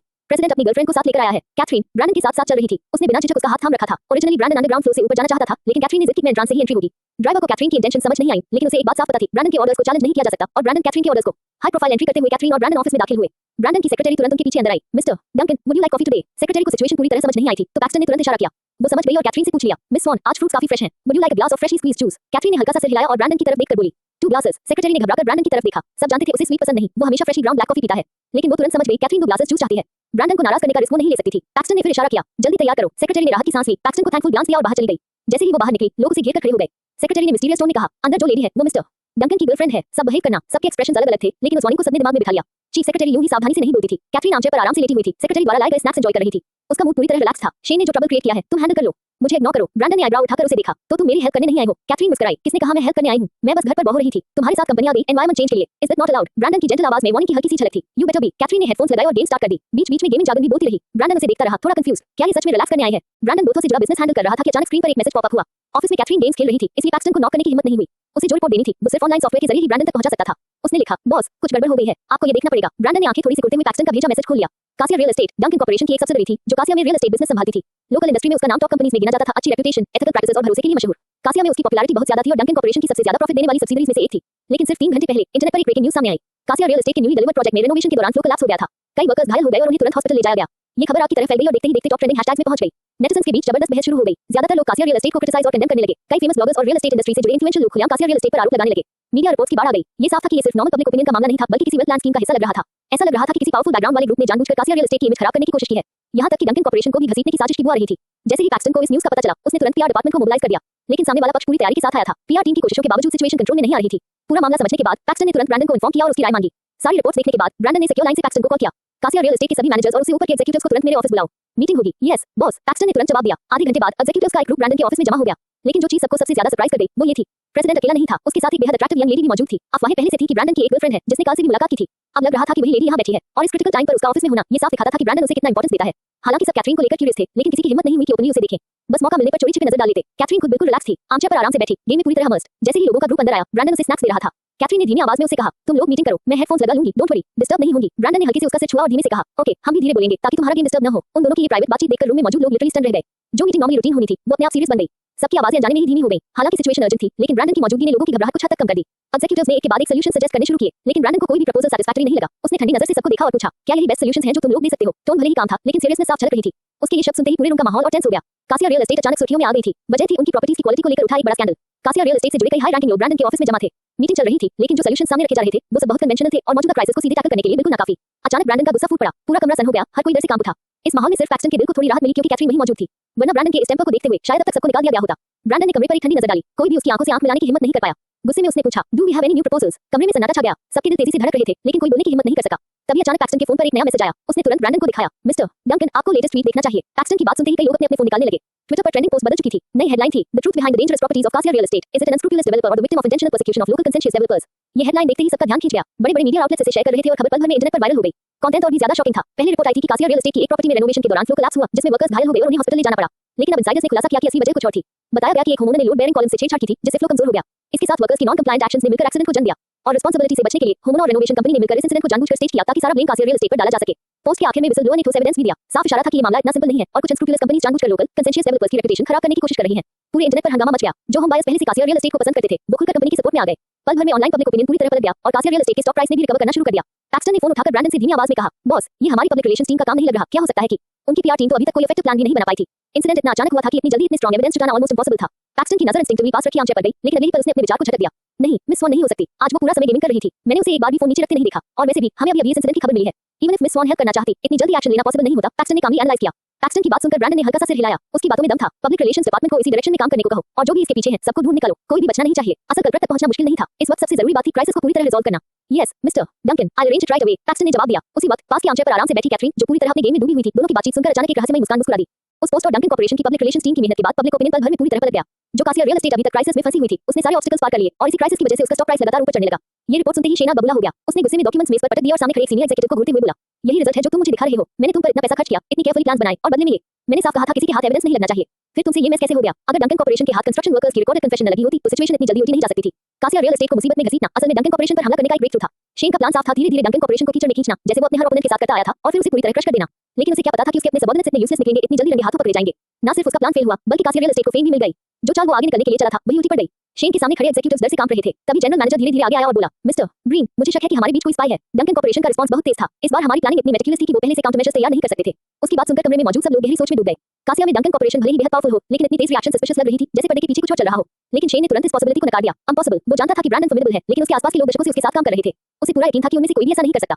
नॉक नॉक नॉक, दरवाजे पर दस्तक हुई और शेन का असिस्टेंट कमरे में दाखिल हुआ।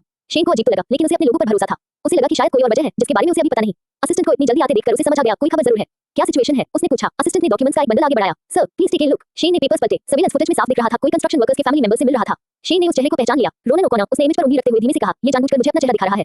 शेन रोनन की कैपेबिलिटीज अच्छी तरह जानता था। अगर रोनन नहीं चाहता तो सर्विलेंस कैमरा कभी उसका चेहरा कैप्चर नहीं कर सकता था। ये साफ प्रोवोकेशन था। रोनन हमेशा कैथरीन के इंस्ट्रक्शंस फॉलो करता था और अब साफ दिख रहा था कि कैथरीन पूरी तरह ब्रैंडन के साथ खड़ी हो चुकी है शेन के खिलाफ। ये सोचते ही शेन का गुस्सा और भड़क उठा। शेन का डार्क एक्सप्रेशन देखकर असिस्टेंट ने संभल कर पूछा, sir should we take action? Shane हमेशा कैथरीन को अपनी बेटी की तरह मानता आया था, इसलिए कभी उसके खिलाफ जाने को तैयार नहीं हुआ। लेकिन इस बार उसे समझ आ गया था वो पूरी तरह ब्रैंडन के पाले में जा चुकी है। वो इसे टॉलरेट नहीं कर सकता था। जब कैथरीन के वापस आने की कोई उम्मीद नहीं बची तो शेन ने उसे डिस्ट्रॉय करने का फैसला कर लिया। शेन का इशारा समझते ही असिस्टेंट ने चुपचाप सिर हिलाया। Sir rest assured, we'll handle it. इस अनएक्सपेक्टेड ट्विस्ट की वजह से मीटिंग अचानक रोक दी गई। जो एग्जीक्यूटिव्स अभी डांट खाकर टूटे हुए थे, अब उनके चेहरे पर एक्साइटमेंट थी, रिटेलिएट करने की बेचैनी। पैक्सटन ने देखा कि कैथरीन अभी भी ऑफिस में है, इसलिए वो बाकी एग्जीक्यूटिव्स के साथ बाहर निकल गया, ब्रैंडन और कैथरीन को अकेला छोड़ते हुए। जैसे ही सब चले गए, पहले शोर से भरा ऑफिस फिर से शांत हो गया। लेकिन कैथरीन अभी आमचेयर पर बैठी गेम खेल रही थी, वीडियो गेम। उसे वहीं बैठे देखकर ब्रैंडन कॉन्फ्रेंस टेबल से उठा और उसके पास आकर बैठ गया।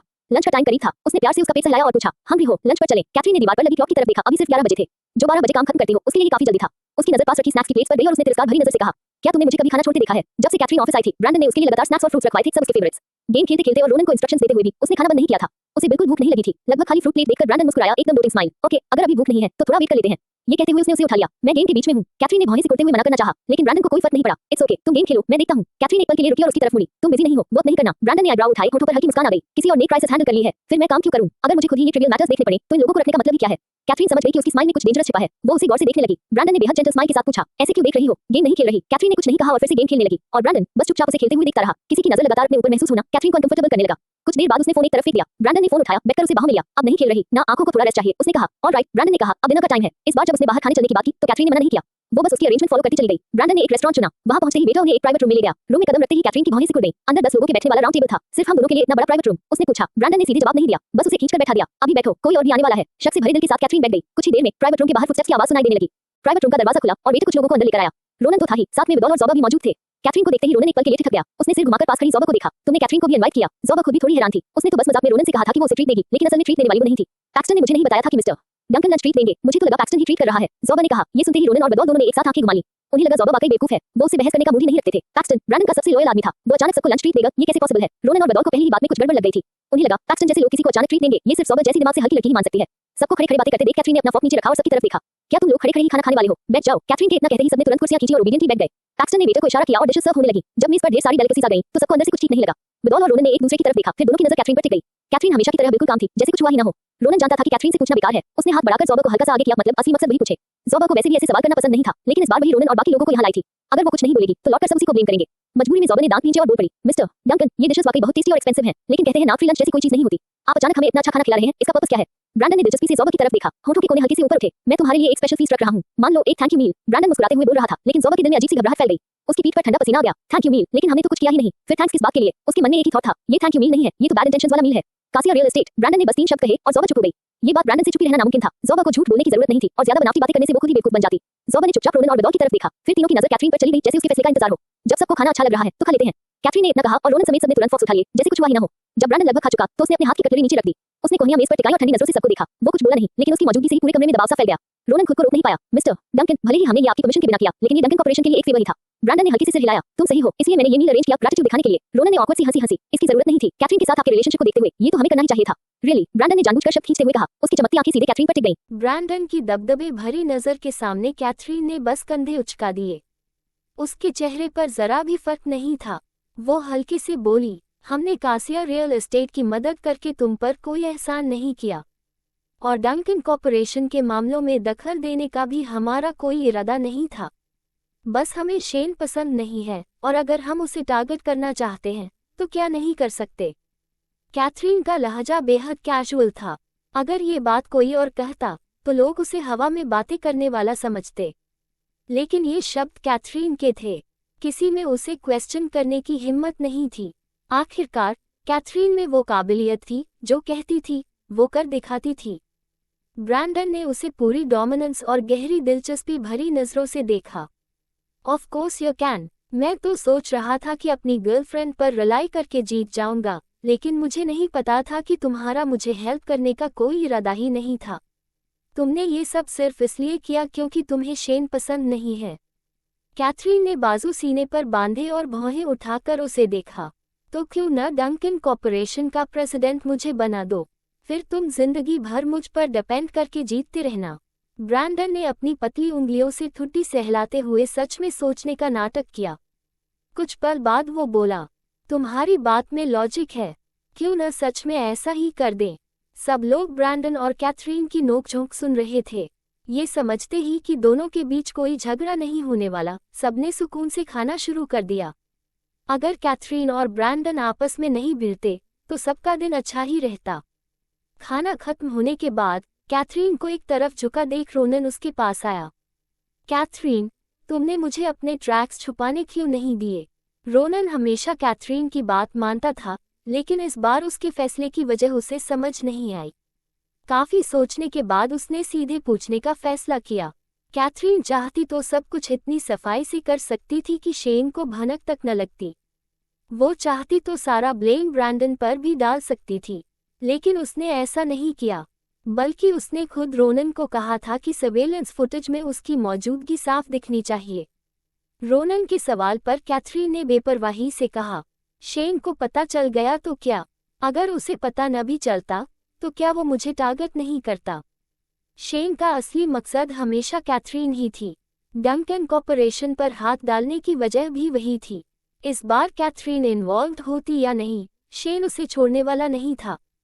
ऐसे में उसे सच पता चले या न चले कोई खास फर्क नहीं पड़ता था। रोनन ने थोड़ी चिंता के साथ कैथरीन को देखा। आवाज धीमी रखते हुए वो बोला, कैथरीन, मुझे डर है कि अगर शेन सच में भड़क गया तो वो तुम्हारे खिलाफ कुछ अनफेवरेबल इन्फॉर्मेशन बाहर निकाल सकता है। शेन के पास अब भी कुछ ऐसी चीजें थीं जो रोनन को बेचैन कर रही थी। रोनन की बात सुनते ही कैथरीन की आंखें गहरी हो गईं।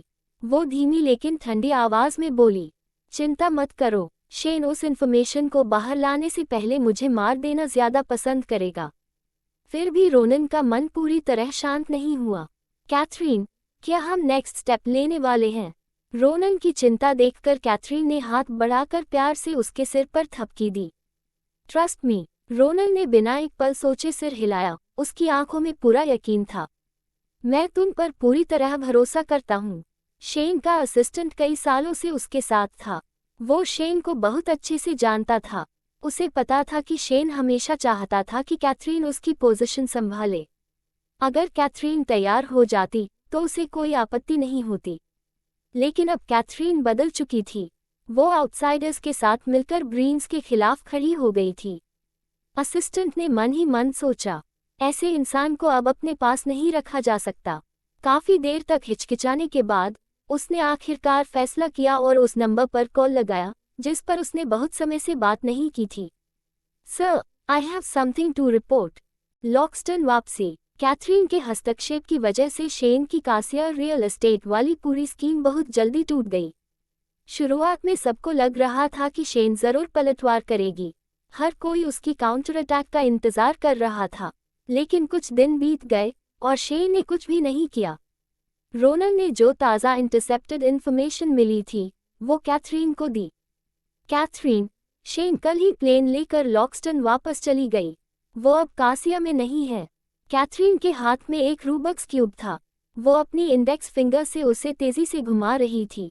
क्यूब की हर साइड अभी भी बेतरतीब रंगों में थी, लेकिन अगले ही पल कैथरीन ने सिर्फ एक हाथ से उसे सॉल्व कर दिया। हर साइड एक ही रंग की। क्यूब को पूरी तरह ठीक करने के बाद उसने फिर से उसे बिगाड़ा और दोबारा सॉल्व कर दिया। वो इतनी फोकस में थी कि लग ही नहीं रहा था कि वो रोनन की बात सुन भी रही है। रोनन को बुरा नहीं लगा। उसने जमीन पर पड़ा एक्स्ट्रा रूबक्स क्यूब उठा लिया और कैथरीन की तरह उसे घुमाने की कोशिश की। पूरी मेहनत के बावजूद स्पीड में वो कैथरीन के आसपास भी नहीं पहुंच पाया। कैथरीन, अगर तुम क्यूब कंपटीशन में जाओ ना तो चैंपियनशिप पक्की तुम्हारी होगी। कैथरीन को वर्ल्ड चैंपियन बनने में कोई इंटरेस्ट नहीं था। उसे बस वन वे थिंकिंग पसंद नहीं थी। मतलब जब वो सोच रही होती है तो साथ साथ कुछ और करना जरूरी होता है। क्यूब को एक बार फिर सॉल्व करने के बाद उसने उसे फेंक दिया और कुर्सी से उठकर बाहर जाने लगी। उसे जाते देख रोनन तुरंत उसके पीछे भागा। कैथरीन, तुम क्या करने वाली हो? कैथरीन ने जवाब दिया, पैकिंग और लॉक्स्टन वापस जाना है। शेन जब कासिया में थी ही नहीं तो यहाँ रुकने का कोई मतलब नहीं था। उससे बेहतर था कि वो अभी लॉक्स्टन लौट जाए। मार्शल अभी भी उसका इंतजार कर रहे थे क्लासेस अटेंड करने के लिए। जैसे ही रोनन को पता चला कि कैथरीन लॉक्स्टन जा रही है, उसने तुरंत सबको नोटिफाई कर दिया। सब लोग कैथरीन के साथ लॉक्स्टन वापस जाने को तैयार थे। वो कासिया आई ही कैथरीन को फॉलो करने के लिए थे और अब जब कैथरीन जा रही थी तो उन्हें भी उसके साथ जाना ही था। कैथरीन ने अपना सामान पैक किया और नीचे आई। वहां ज़ोबा और बाकी लोग भी पैकिंग खत्म कर चुके थे। कैथरीन ने हल्का सा भौहें सिकुड़ते हुए पूछा, तुम लोग अभी भी रेस्ट करने का सोच रहे हो? ज़ोबा मुस्कुराई, कैथरीन, तुम भी तो रेस्ट करने वाली हो। वैसे भी मैं भी थोड़ा ब्रेक ले लूंगी और तुम सबके साथ लॉक्स्टन चलूंगी। मुझे सबके साथ रहना अच्छा लगता है। ज़ोबा मिशंस नहीं लेना चाहती थी। कैथरीन को कोई आपत्ति नहीं थी तो उसने उसे वैसे ही रहने दिया। हैक अलायंस में ये रूल नहीं था कि हर मेंबर को हर महीने तय मिशंस लेने ही पड़े। आमतौर पर जब कोई मिशन आता था तो एक डेजिग्नेटेड पर्सन उसे सही मेंबर को असाइन करता था। लेकिन शर्त ये थी कि मेंबर खुद भी मिशन लेना चाहे, प्राइस रीजनेबल हो और मेंबर विलिंग हो तो मिशन सक्सेसफुल माना जाता था। सालों में हैकर अलायंस कभी किसी मिशन में फेल नहीं हुआ था। ज़ोबा ब्रेक चाहती थी, वदौल काम नहीं करना चाहता था, रोनन अपनी स्टडीज कंप्लीट करना चाहता था। सबका गोल एक जैसा था। इसलिए सब कैथरीन के साथ लॉक्स्टन लौट आए। कासिया में डंकन कॉर्पोरेशन का अभी भी कुछ ट्रबलसम फॉलोअप वर्क बाकी था, जिसे ब्रैंडन को पर्सनली हैंडल करना था। पहले उसका प्लान था कि वो कैथरीन को लॉक्स्टन भेजे और फिर खुद कासिया वापस आ जाए, लेकिन कैथरीन ने कहा, नो, मैं सबके साथ वापस जाऊंगी। तुम्हें बार बार आने जाने की जरूरत नहीं है। चीजों को कॉम्प्लिकेटेड मत बनाओ। कैथरीन अनरीजनेबल नहीं थी, वो ब्रैंडन को समझती थी। डंकन कॉर्पोरेशन बहुत बड़ा था और रोज ब्रैंडन को कई चीजें खुद संभालनी पड़ती थी। ऊपर से इस बार ब्रैंडन फ्लोरोना गया था, जिसकी वजह से डंकन कॉर्पोरेशन में कोई गार्ड करने वाला नहीं बचा। इसका असर कासिया की सब्सिडरी पर पड़ा और उन्हें काफी नुकसान झेलना पड़ा। ये बहुत क्रिटिकल समय था। अगर ब्रैंडन वहीं रहता तो ज्यादातर नुकसान रिकवर किया जा सकता था। इसलिए कैथरीन को लगा कि ब्रैंडन का उसे लॉक्स्टन छोड़कर फिर वापस आना जरूरी नहीं है। कासिया का मामला सेटल होने के बाद ब्रैंडन आराम से लॉक्स्टन आ सकता था। कैथरीन का जिद्दी एटीट्यूड देखकर ब्रैंडन ने उसकी बात मान ली। वो थोड़ा झुका, उसके माथे पर हल्का सा किस किया, आंखों में पूरी टेंडरनेस थी। प्लेन से उतरते ही मुझे कॉल करना। जब तक मैं नहीं लौटता तुम स्कूल डॉर्मेट्री में रहोगी। मैं वापस आकर तुम्हें पिक कर लूंगा। कैथरीन ने सिर हिलाया और ओबीडियंटली बोली, ओके। ब्रैंडन ने उसकी इस ओबीडियंस को देखकर ही उसे जाने दिया। कैथरीन के लॉक्स्टन लौटने पर सबसे ज्यादा खुश इंसान था मार्शल। वो खुद एयरपोर्ट उसे पिक करने आया। कैथरीन को मार्शल ने एयरपोर्ट से सीधे लैबोरेटरी ले लिया। उसे दूसरों से गुड बाय कहने तक का मौका नहीं मिला। लैब की ओर जाते हुए मार्शल शिकायत करना नहीं भूला, तुम बुरी लड़की हो, ऑलमोस्ट मेरी जान ही ले ली थी। कैथरीन ने भौहें चढ़ाईं, साफ साफ समझ नहीं आया कि वो क्या कहना चाह रहा है। मार्शल ने लंबी सांस ली। अब भी याद करके डर लगता था। पिछली बार जब तुम चुपचाप बाहर चली गई थी ना, तुम्हें आइडिया भी नहीं है कि तुम्हारे फियांसे का बिहेवियर कितना स्कैरी था। मैं बूढ़ा हो गया हूँ, ऐसे डर को झेल नहीं सकता। अगली बार खुद को डेंजरस सिचुएशन में मत डालना। मुझे डर है कि गुस्से में तुम्हारा फियांसे सच में मुझे मार ही देगा। भले ही मार्शल थोड़ा एग्जैजरेट कर रहा था, लेकिन वो कैथरीन को लेकर जेन्युइनली वरीड था। ब्रैंडन चाहे जितना भी गुस्से में क्यों न हो, कैथरीन और मार्शल के मेंटर स्टूडेंट रिलेशनशिप की वजह से वो मार्शल को कुछ नहीं कहता। मार्शल को कैथरीन की सेफ्टी की ज्यादा चिंता थी। वो नहीं चाहता था कि कैथरीन अपनी जान जोखिम में डाले। कैथरीन चुप रही, बस सिर हिलाया। ये देखकर मार्शल को काफी राहत मिली। इसके बाद मार्शल अगला टास्क देने के मूड में था। अब तुम वापस आ ही गई हो, तो क्या अब एक्सपेरिमेंट्स पर फोकस कर सकती हो? इन दिनों तुम्हारे सारे सोशलाइजिंग टास्क्स मैंने ही संभाले हैं। मार्शल का चेहरा देखकर कैथरीन जोर से हंस पड़ी। प्रोफेसर हार्टली, रोज कोई आपको डिलिशियस फूड ट्रीट करे तो अच्छा नहीं लगता। फिर आप क्यों कह रहे हैं कि वो आपको मार ही डालेंगे? कैथरीन की बात सुनकर मार्शल उसे घूरने लगा। अगर तुम्हें रोज डिलिशियस फूड पसंद है तो खुद जाओ उन सोशल एक्टिविटीज में हिस्सा लेने। उनकी टीम के अवार्ड जीतने से पूरा सर्कल हिल गया था। हर फील्ड के लोग उन्हें अलग अलग इवेंट्स, गैदरिंग्स और डिनर्स के लिए इनवाइट करने लगे थे। यहाँ तक कि हायर अप्स ने भी उनके लिए कई ऑफिशियल इवेंट्स अरेंज कर दिए थे। मार्शल को सोशलाइजिंग से ज्यादा लैबोरेटरी में रहना पसंद था। अगर कभी कभार लैब के रिसर्चर्स को बाहर भेजकर कनेक्शंस बनवाने की बात होती तो मार्शल अपने स्टूडेंट्स के लिए रास्ता बना देता, लेकिन इसकी फ्रीक्वेंसी बहुत ज्यादा नहीं होनी चाहिए थी। कैथरीन के जाने के बाद मार्शल को कैथरीन की सोशल एंगेजमेंट्स भी संभालनी पड़ी और वो ऐसी थी जिन्हें टाला नहीं जा सकता था। उसकी पूरी जिंदगी की सोशल एंगेजमेंट्स जोड़ लो तब भी वो इस महीने जितनी एंगेजमेंट्स में गया था उतनी नहीं होंगी। खुशकिस्मती से कैथरीन सही समय पर लौट आई। अब वो हायर अप्स को साफ बता सकता था कि एक्सपेरिमेंट फिर से स्टार्ट हो रहा है, उसे पूरी तरह इसमें डिवोट होना है और वो अब सोशलाइजिंग नहीं कर सकता। मार्शल का उदास चेहरा देखकर कैथरीन मुस्कुराए और खड़ी हो गई। प्रोफेसर हार्टली, मैं लैबोरेटरी जा रही हूँ। मार्शल ने इम्पेशेंटली हाथ हिलाया। जल्दी जाओ, अब सब कुछ तुम्हारे हवाले। उसे कैथरीन की एबिलिटीज पर पूरा भरोसा था। मार्शल के ऑफिस से बाहर निकलते हुए जैसे ही कैथरीन लैबोरेटरी की ओर बढ़ी, उसकी पॉकेट में रखा फोन अचानक बज उठा। उसने फोन निकाला। कॉलर आईडी देखते ही उसकी भौहें सख्त हो गईं। और उसका चेहरा अनजाने में गंभीर हो गया।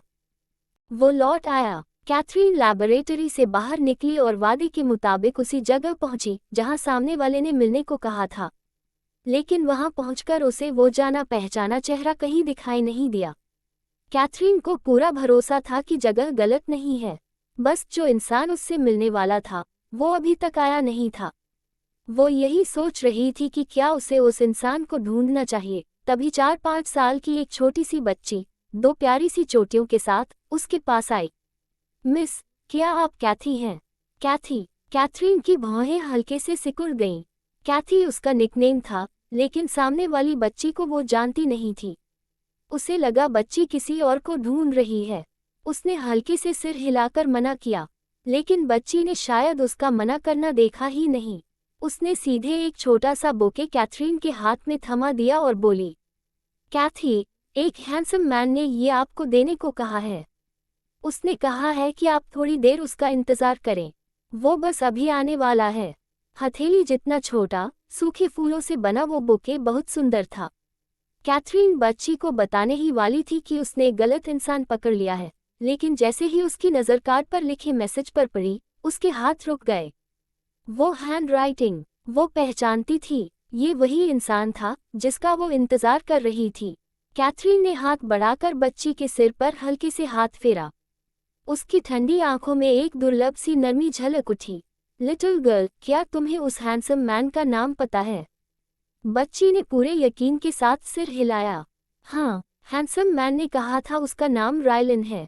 अब कैथरीन को पूरा यकीन हो गया, बच्ची ने किसी को गलत नहीं समझा था। बच्ची इतनी छोटी थी, इसलिए कैथरीन ने सोचा कि पहले उसे उसके पेरेंट्स के पास छोड़ देना चाहिए। वो उठने ही वाली थी कि एक सौम्य सी यंग वुमन, जो दिखने में बच्ची से थोड़ी मिलती जुलती थी, उनकी ओर आती दिखी। तोरी, तुम यहाँ क्या कर रही हो? आवाज सुनते ही बच्ची ने कैथरीन को छोड़ दिया और पलटकर दौड़ी। मॉमी, मैं एक हैंडसम मैन की मदद कर रही थी कैथी तक मैसेज पहुंचाने में। बच्ची छोटी थी, लेकिन बहुत ही साफ और प्यारी बात करने वाली। कैथरीन को वो बेहद पसंद आई। तोरी की माँ ने कैथरीन को थोड़ा कंफ्यूज्ड होकर देखा। ऐसा लग रहा था जैसे वो समझ ही नहीं पा रही हो कि क्या कहा जाए। तोरी, एक गहरी, मैग्नेटिक और बेहद प्लेजेंट आवाज ने सबका ध्यान खींच लिया। सबने मुड़कर देखा। काले कैजुअल कपड़ों में, लंबा और सधा हुआ रायलन मेल्टन धीरे धीरे उनकी ओर आ रहा था। रायलन को देखते ही तोरी का चेहरा खुशी से खिल उठा। रायलन, तोरी की मां को सिचुएशन समझाने के बाद रायलन सीधे कैथरीन की ओर बढ़ा। कैथरीन चुपचाप बेंच पर बैठी रही, उसका इंतजार करती हुई।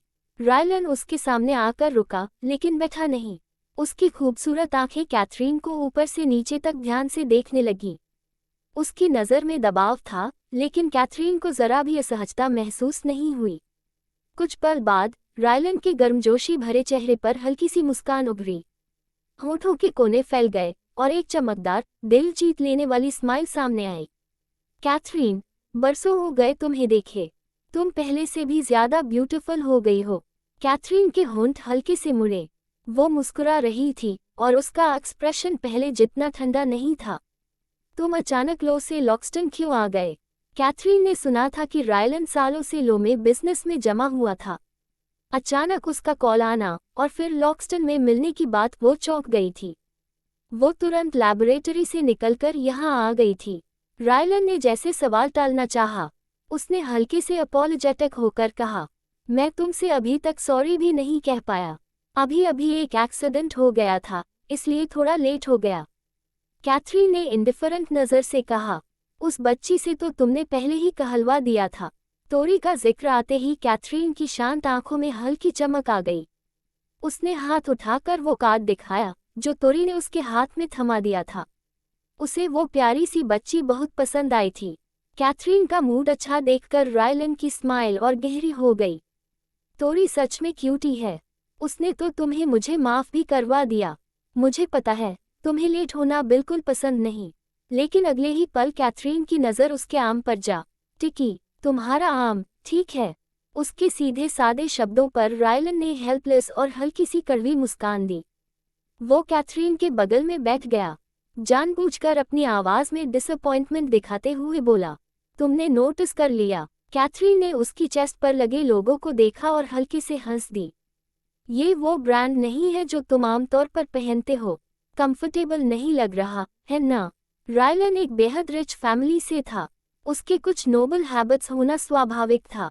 साल भर वो सिर्फ एक ही ब्रांड के कस्टमाइज्ड कपड़े पहनता था। मॉल से खरीदे गए कपड़े पहनना वो तो और भी रेयर था। और एक चीज कैथरीन ने और नोटिस की, रायलन से आती हल्की सी ब्लड की स्मेल। कैथरीन आम लोगों जैसी नहीं थी, वो किलिंग फील्ड से आई थी। इंसानी खून की गंध को वो किसी से बेहतर पहचानती थी। रायलन ने उसे अफेक्शन से भरी नजरों से देखा। तुमने सब समझ लिया, सच में तुम मेरी कैथरीन बनने लायक हो। असल में रायलन तय जगह पर काफी देर से मौजूद था, लेकिन मॉल के अंदर अचानक एक एक्सीडेंट हो गया। एक माँ ताकत कम होने की वजह से बेबी स्ट्रोलर को एस्केलेटर पर संभाल नहीं पाई। स्ट्रोलर बीच रास्ते में ही पलटने लगा। हालात क्रिटिकल थे। पास ही खड़े रायलन ने तुरंत सिचुएशन देखी और बिना सोचे आगे बढ़ गया। उसने बच्चे को बचा लिया, लेकिन उसी दौरान उसे खुद चोट लग गई। किसी नुकीली चीज से उसका आर्म कट गया। सफेद शर्ट की स्लीव खून से लाल हो गई और लोगों की नजरें उस पर टिक गईं। रायलन जैसे इंसान के लिए जो हमेशा मैनर्स और अपीयरेंस को महत्व देता था, ये बिल्कुल अनएक्सेप्टेबल था। उसी वक्त उसकी मुलाकात प्लेग्राउंड में खेल रही तोरी से हुई। उसे बच्ची एकदम पसंद आ गई। उसने उससे कहा कि कैथरीन को बता दे कि वो लेट हो जाएगा। फिर वो जल्दी से मॉल गया, नए कपड़े खरीदे, बदले और सीधे कैथरीन के पास आ गया। उसे अंदाजा नहीं था कि कैथरीन सब कुछ देख लेगी। थोड़ा हैरान जरूर हुआ, लेकिन उसे ये भी लगा ये कैथरीन है, इसमें सरप्राइज क्या? उससे कुछ भी छुपाया नहीं जा सकता। रायलन इस बात का आदी हो चुका था। कैथरीन को देखते हुए उसकी नज़रें थोड़ी कॉम्प्लेक्स थीं। भावनाओं के पीछे कुछ ऐसा था जो साफ दिखाई नहीं देता। कैथरीन, इतने साल हो गए तुम्हें देखे, लेकिन तुम आज भी वैसी ही हो जैसी तब थी। कैथरीन ने बस हल्के से होंठ मुड़े। कोई जवाब नहीं दिया। रायलन कैथरीन के इस कोल्ड एटीट्यूड का आदी था। वो जानता था वो ठंडी है और शायद किसी चीज की परवाह नहीं करती। लेकिन इस बार उससे मिलने पर उसे महसूस हुआ कि कैथरीन में कुछ बदला है। बहुत हल्का, बहुत सटल, लगभग नजर न आने वाला। जब कैथरीन फिर से चुप हो गई तो रायलन ने बात बदल दी। लगता है डिनर का टाइम हो गया है। क्या तुम मेरे साथ डिनर करना चाहोगी? कैथरीन ने हल्का सा सिर हिलाया। उसने मना नहीं। तुम बदल गई हो। रोनन ने कैथरीन से उसके साथ डिनर पर चलने के लिए पूछा, लेकिन उसे सीधा मना कर दिया गया। उसने पीछे मुड़कर अपने दोस्तों की तरफ देखा और पूछा, क्या तुम में से किसी ने कैथरीन को डिनर के लिए पूछा था? फिर मुझे बताया क्यों नहीं? मुझे तो रिजेक्ट कर दिया गया। ज़ोबा ने खींचकर कहा, कैथरीन से अपॉइंटमेंट लेने के मामले में हम तुमसे कम्पीट ही नहीं कर सकते। रोनन की नज़र विदौल पर गई। विदौल ने बात समझते ही तुरंत कंधे उचका दिए, जैसे कह रहा हो इसमें उसका कोई हाथ नहीं। ये देखकर रोनन को थोड़ा अजीब लगा। कहीं मिस्टर डंकन तो यहाँ नहीं आ गए? रोनन की शंका सुनकर ज़ोबा को होश आया। इम्पॉसिबल, हम अभी अभी लॉक्सटन लौटे हैं। अगर मिस्टर डंकन कासिया में अपना काम इतनी जल्दी निपटा सकते तो वो सुबह ही हमारे साथ लौट आते। वो कैथरीन को छोड़कर अलग कैसे रह सकते हैं? हालांकि ज़ोबा की बातें अक्सर भरोसे लायक नहीं होती थीं, लेकिन इस बार रोनन को उसकी बात बिल्कुल सही लगी। तो फिर कैथरीन आखिर किसके साथ डिनर करने गई? शायद उसके रूममेट्स के साथ, अमीलिया या कोई और। ज़ोबा ने लापरवाही से जवाब दिया। उसके हिसाब से रोनन बस कैथरीन को लेकर ज़रूरत से ज़्यादा वरीड था, इसलिए ये भी जानना चाहता था कि वो किसके साथ खाना खा रही है। अगर इस वक्त कैथरीन के साथ ब्रैंडन न होता तो रोनन अब भी जिद करता कि वो उसका 24 आवर फुल टाइम नैनी बना रहे। रोनन ने तुरंत ज़ोबा की बात काट दी। नो वे, मैंने अमीलिया से पूछा है, वो कैथरीन के साथ नहीं है। और अमीलिया ने ये भी कहा कि कैथरीन पहले लैब लौटी थी और फिर दोबारा बाहर चली गई। ऐसा लग रहा था जैसे उसने किसी से मिलने का अपॉइंटमेंट किया हो। लॉक्सटन में कैथरीन के ज़्यादा दोस्त नहीं थे। आमतौर पर वो उन्हीं से मिलती थी और उन्हीं के साथ रहती थी। अगर किसी ने उसे बाहर नहीं बुलाया तो वो सीधे लैब में डूब जाती अपने एक्सपेरिमेंट्स और प्रोजेक्ट्स में। ज़ोबा ने अपना गेम रोक दिया और गंभीर नज़रों से रोनन को देखा। तो फिर कैथरीन किसके साथ डिनर पर जा सकती है? रोनन ने बेबसी में आंखें घुमा ली। मन ही मन सोचा, अगर मुझे पता होता तो क्या मैं यहाँ आकर तुमसे पूछता? तुमने उस पर ट्रैकिंग डिवाइस लगाया था ना, चेक क्यों नहीं कर लेते? ज़ोबा ने सुझाव दिया। रोनन का मन हुआ कि वो ज़ोबा का गला घोंट दे। उस बेकार औरत को क्या पता ट्रैकिंग डिवाइस सिर्फ इमरजेंसी में लोकेशन कंफर्म करने के लिए था, न कि कैथरीन की हर मूवमेंट ट्रैक करने के लिए। अगर कैथरीन को पता चल गया कि रोनन ने उस पर ट्रैकिंग डिवाइस लगाया है, तो वो पूरी तरह खत्म हो जाएगा। साइड में खड़े वेदौल का सब्र टूट गया। वो झुंझला कर बोला, तुम लोग इतने बोर्ड क्यों हो? कैथरीन कोई बच्ची नहीं है, क्या उसे थोड़ी प्राइवेसी भी नहीं मिल सकती? चलो डिनर के लिए निकलते हैं, मैं भूख से मर रहा हूँ। फिलहाल रोनन को कैथरीन का कुछ पता नहीं चल पाया, इसलिए उसने वेदौल की बात मान ली। तीनों कार में बैठ गए। वेदौल गाड़ी स्टार्ट करने ही वाला था कि रोनन का फोन बज उठा। उसे लगा कैथरीन का मैसेज होगा और वो देखने ही वाला था कि उसी वक्त वेदौल और ज़ोबा के फोन भी बजने लगे। रोनन ने दांत दिखाते हुए हल्की सी मुस्कान दी। क्या कोइंसिडेंस है? लेकिन जैसे ही उसने फोन देखा, उसका चेहरा पल भर में सख्त हो गया। ठंडी आंखों से उसने कहा, कुछ गड़बड़ है। वेदौल और ज़ोबा के चेहरे भी गंभीर हो चुके थे। वजह ये थी कि तीनों को एक ही मैसेज मिला था, उनकी ऑर्गेनाइजेशन की तरफ से भेजा गया रेस्क्यू अलर्ट। कोई था जो उनकी टेरिटरी में ट्रबल क्रिएट करने की हिम्मत कर रहा था। वो लोग सच में मौत को बुलावा दे रहे थे। रोनन ने दोनों की तरफ देखा। क्या करें? कैथरीन को इन्फॉर्म करें? ज़ोबा ने बिना सोचे तुरंत फैसला किया। कैथरीन वैसे भी किसी काम से बाहर गई है, तो उसे डिस्टर्ब करने की ज़रूरत नहीं। ऊपर से हम तीनों यहाँ हैं, डरने की क्या बात है? आमतौर पर जब भी कुछ होता, कैथरीन को बताया भी जाता तो वो बस किसी एक को भेज देती थी सिचुएशन चेक करने। बहुत ज़रूरी हुआ तभी वो खुद एक्शन लेती थी। आखिरकार ऐसी छोटी मोटी बातों के लिए उसे डिस्टर्ब करना सही नहीं था। ज़ोबा की बात पूरी होते ही वेदौल ने एक्सेलरेटर दबा दिया और कार तेजी से आगे बढ़ गई। तीनों एक साथ मूव कर रहे थे, ऐसी कोई प्रॉब्लम नहीं थी जिसे वो सॉल्व न कर सकें। रायलन ने रेस्टोरेंट बुक किया था। कैथरीन आराम से अपनी सीट पर बैठी हुई थी। ये एक हाई क्लास रेस्टोरेंट था। यहाँ मौजूद लोग महंगे कपड़ों में, सधे हुए गेस्चर्स और एक अजीब सी शालीनता के साथ बैठे थे। उन सब के बीच कैथरीन बिल्कुल अलग लग रही थी। उसने कैजुअल कपड़े पहने थे, पोस्चर भी बेपरवाह और रिलैक्स्ड था। अगर उसका चेहरा इतना ब्रेथटेकिंगली ब्यूटीफुल न होता, तो शायद उसे यहाँ बैठने का मौका भी न मिलता। रायलन इसके उलट था, उसकी हर मूवमेंट, हर जेस्चर में एक नोबल ऑरा झलक रहा था। दोनों की लुक्स इतनी स्ट्राइकिंग थी कि कई नज़रें उनकी तरफ खींचती चली आ रही थीं। हालांकि रायलन हमेशा लो प्रोफाइल रहता था, लेकिन यहाँ बैठने वाले लोग बेहद समझदार थे। वो एक नज़र में रायलन की वेल्थ पहचान सकते थे। उसकी कलाई पर पहनी घड़ी लाखों की थी।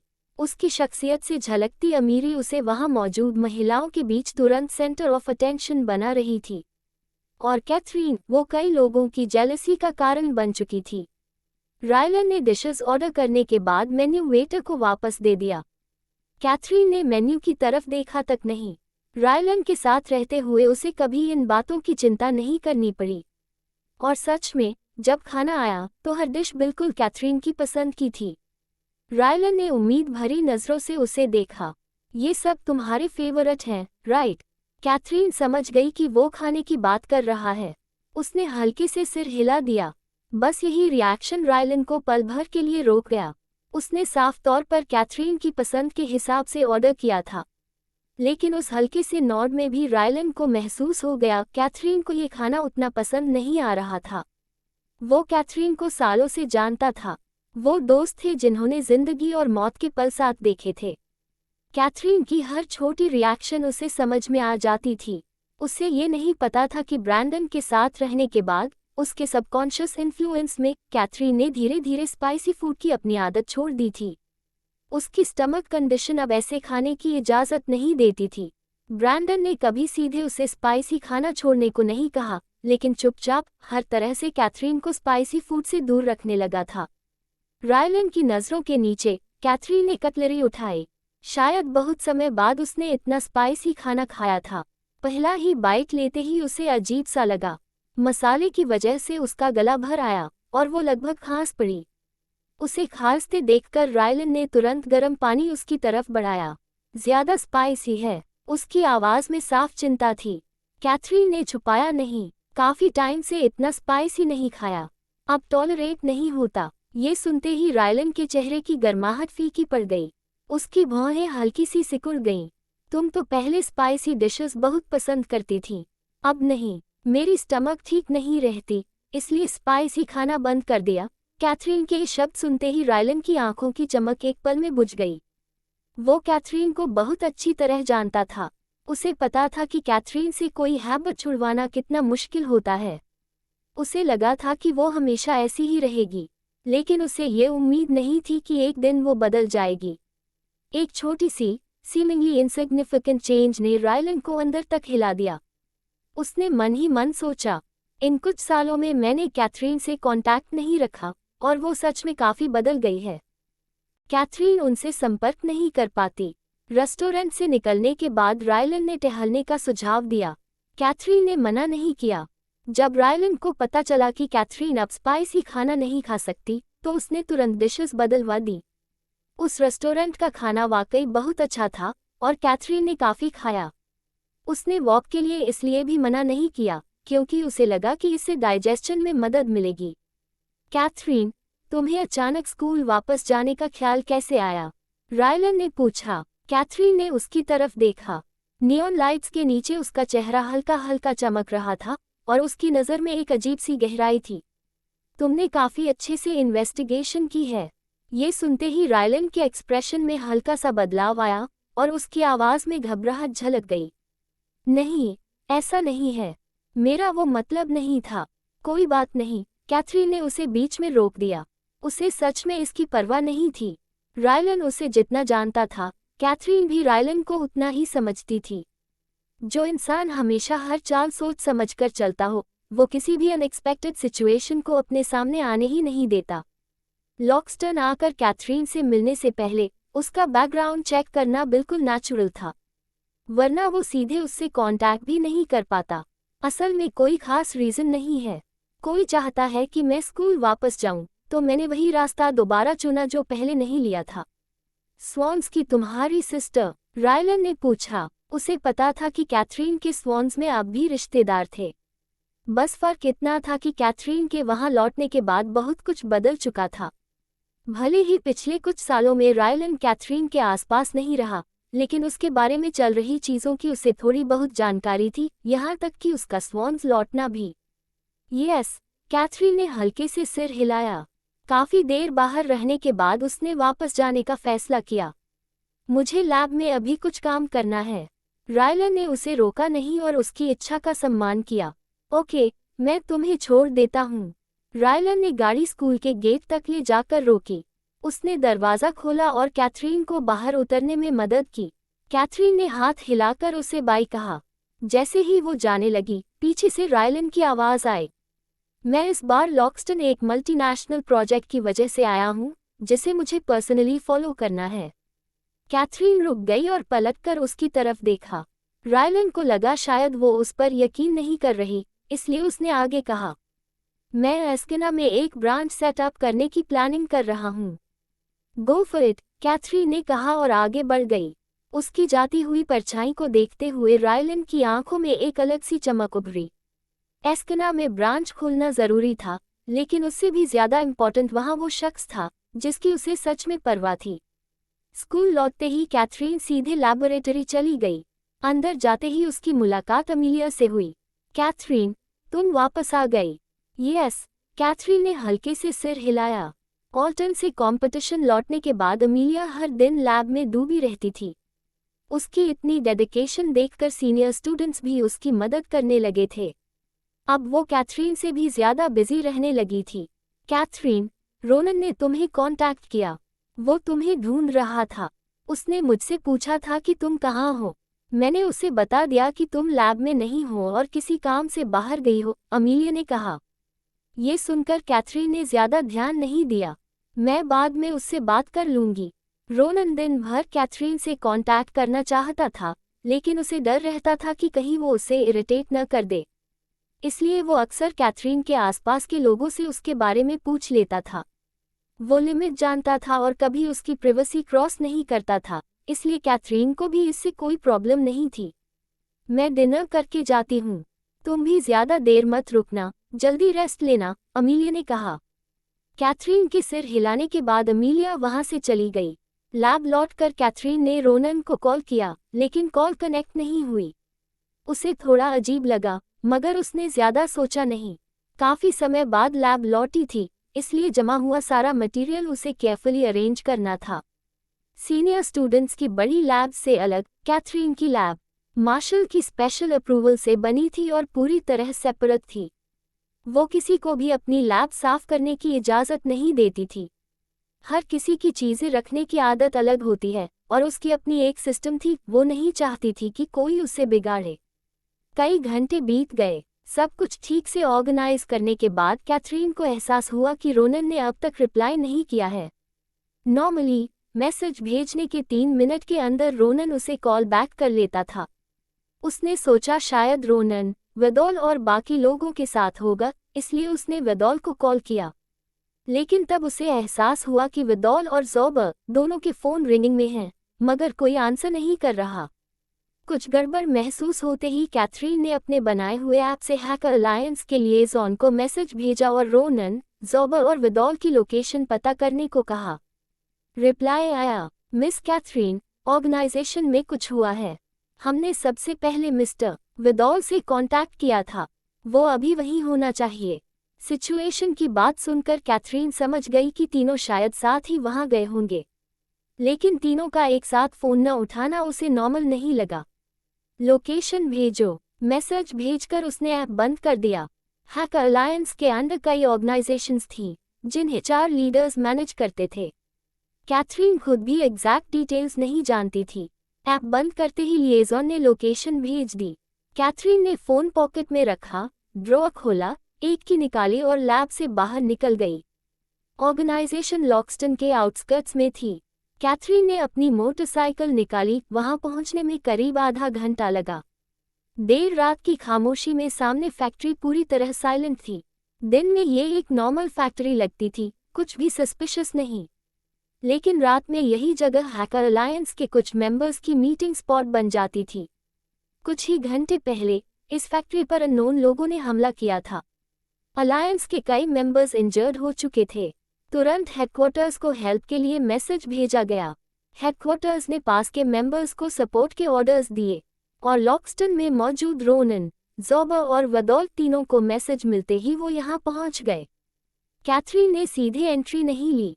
सिचुएशन ऑब्जर्व करने के बाद वो फैक्ट्री के पीछे गई और एक छोटे दरवाजे से अंदर दाखिल हुई। अंदर सन्नाटा था, लेकिन हवा में डिसइंफेक्टेंट और खून की गंध अब भी तैर रही थी। कैथरीन का चेहरा तुरंत गंभीर हो गया। वो धीरे धीरे आगे बढ़ी, उसकी भौहें सख्त थीं और नज़र और भी गहरी होती जा रही थी। उसका दायां हाथ उसकी जांघ पर टिका था, वही वो हथियार था जो ज़रूरत पड़ने पर उसकी जान बचा सकता था। ऐसी पोजीशन में वो किसी भी पल वेपन निकालकर दुश्मन का सामना कर सकती थी।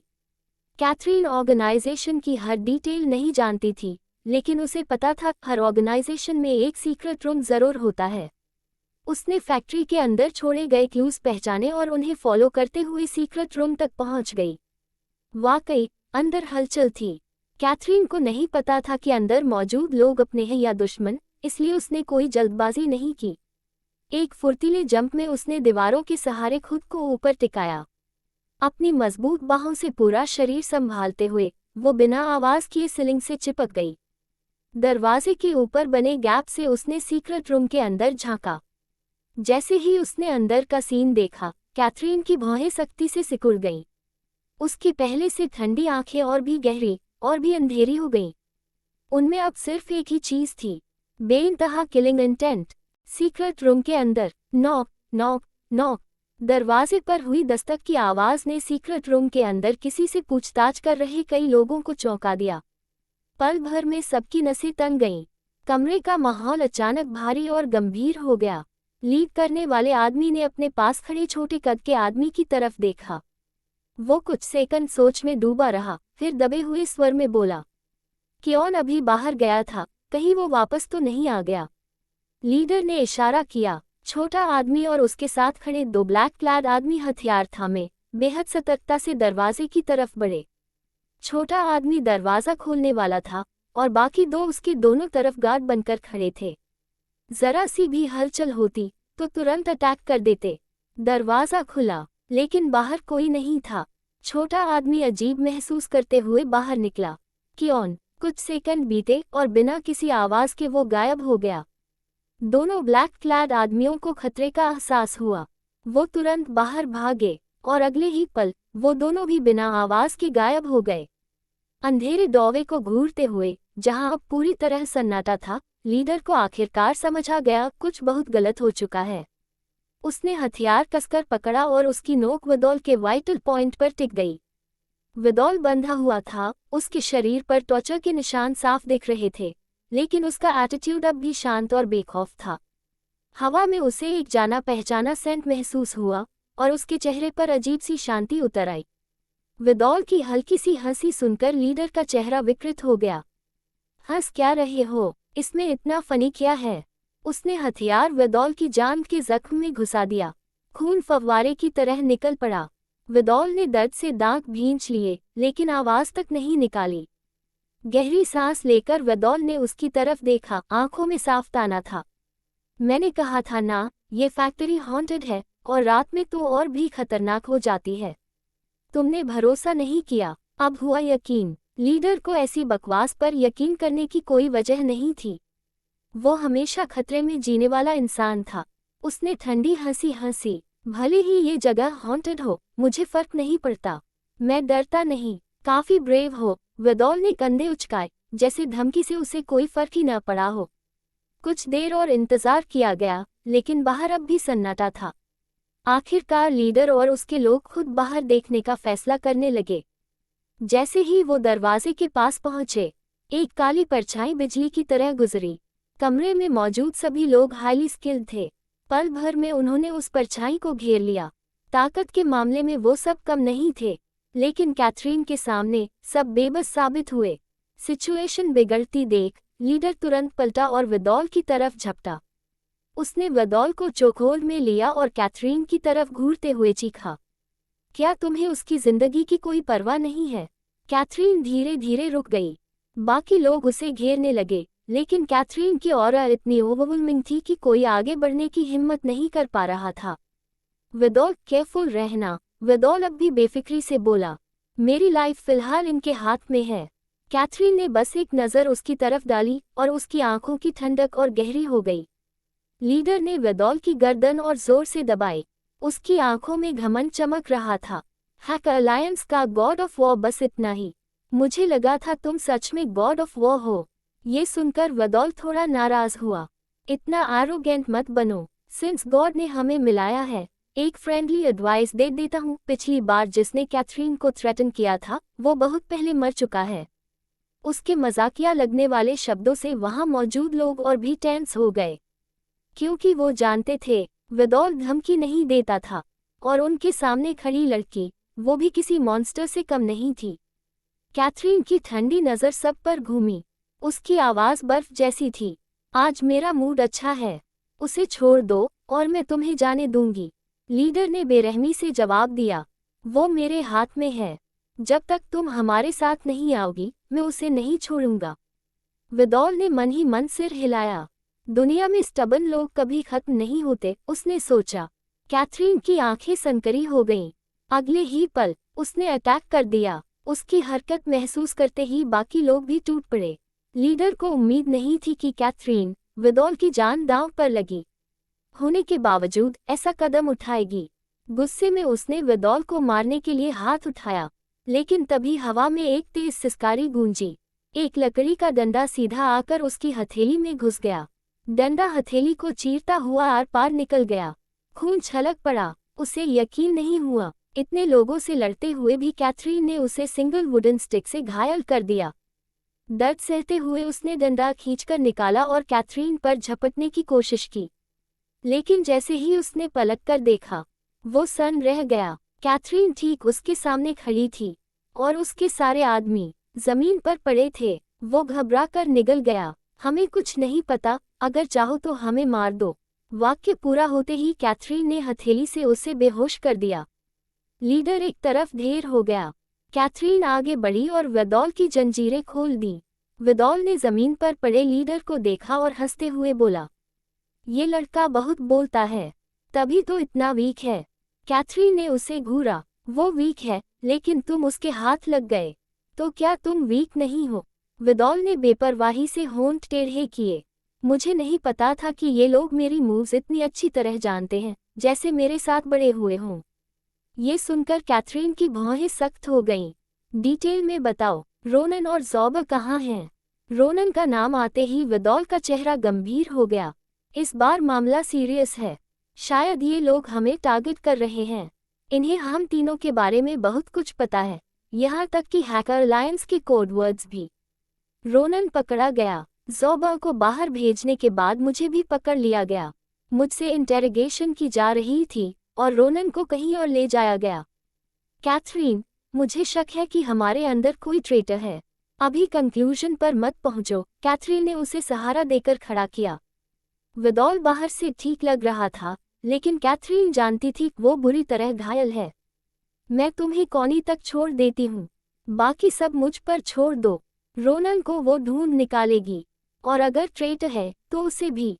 ये लोग सीधे उस पर वार कर चुके थे, और कैथरीन कभी भी ऐसे हमले को माफ नहीं करती। अगर वो सही से पलटवार नहीं करेगी तो दुनिया उसे क्या समझेगी? कैथरीन के भीतर की ठंडी एंगर को महसूस कर विदॉल का दिल थोड़ा शांत हुआ। जब तक कैथरीन साथ है, उसे यकीन था कोई भी प्रॉब्लम ऐसी नहीं जो सॉल्व न हो, क्योंकि उनकी कैथरीन वाकई बेहद पावरफुल थी। Don't worry, I am here. Catherine का मैसेज मिलते ही कॉनी तुरंत मौके पर पहुंच गई। विदॉल की हालत देखकर उसे यकीन ही नहीं हुआ। दिल में वो अनायास ही सोच बैठी, वो हैकर अलायंस का हेड है, उस पर इतना बेरहम हाथ डालने की हिम्मत आखिर किसने की? उसने तुरंत पूछा, कैथरीन, हुआ क्या है?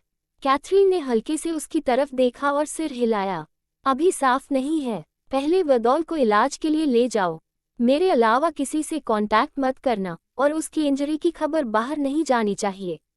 विदॉल ने कहा था कि हैकर अलायंस के अंदर ही कोई ट्रेटर हो सकता है, लेकिन कैथरीन को अभी डिटेल्स पता नहीं थी। इसलिए सच सामने आने तक उसने किसी को भी कुछ न बताने का फैसला किया। सालों में हैकर अलायंस ने अनगिनत मिशंस पूरे किए थे और हमेशा बाहर वालों के सामने एक स्ट्रॉन्ग इमेज बनाए रखा था। अगर विदॉल और बाकी लोगों के साथ हुए हादसे की खबर फैल जाती, तो कोई इसका फायदा उठाकर और ट्रबल खड़ा कर सकता था। उस हालात में कैथरीन और बाकी लोगों को एक साथ कई समस्याओं का सामना करना पड़ता और सिचुएशन और भी ट्रिकी हो जाती। कॉनी ने चिंता भरी नजरों से कैथरीन को देखा। कैथरीन, और तुम? मैं ज़ौबा को ढूंढने जा रही हूँ, कैथरीन ने कहा और सीधे अपनी मोटरसाइकिल की तरफ बढ़ गई। कॉनी उसे जाते हुए देखती रह गई। उसके दिल में एक अजीब सी बेचैनी बैठ गई। तभी विदॉल की आवाज़ आए, काइंड डॉक्टर, उसे देखना बंद करो। कैथरीन को कुछ नहीं होगा। टाइम मिले तो मेरी भी थोड़ी केयर कर लो, मैं यहाँ खून बहा बहा कर मर रहा हूँ। विदॉल की बात सुनकर कॉनी ने पलटकर देखा। उसकी जांघ से लगातार बहते खून को देखकर भी वो बिल्कुल परेशान नहीं हुई। उल्टा चिढ़े हुए टोन में बोली, तुम इतने स्ट्रांग हो, थोड़ा और खून बहेगा तो सेहत के लिए अच्छा ही होगा। विदॉल बोलने के लिए शब्द ही नहीं ढूंढ पाया। मन ही मन उसने सोचा, कॉनी कोई आदमी नहीं है, फिर भी कैथरीन के लिए इतनी डिवोटेड कैसे हो सकती है?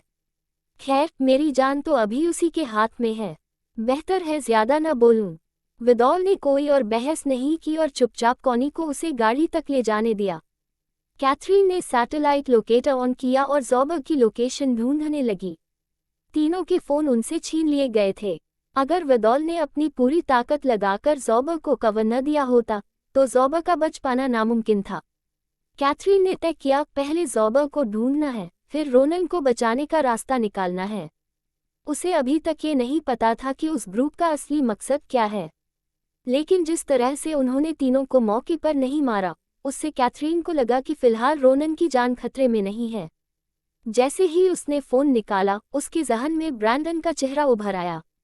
उसने टाइम देखा, सुबह होने ही वाली थी। उसने familiar नंबर डायल नहीं किया और ध्यान पूरी तरह ज़ोबा को ढूंढने में लगा दिया।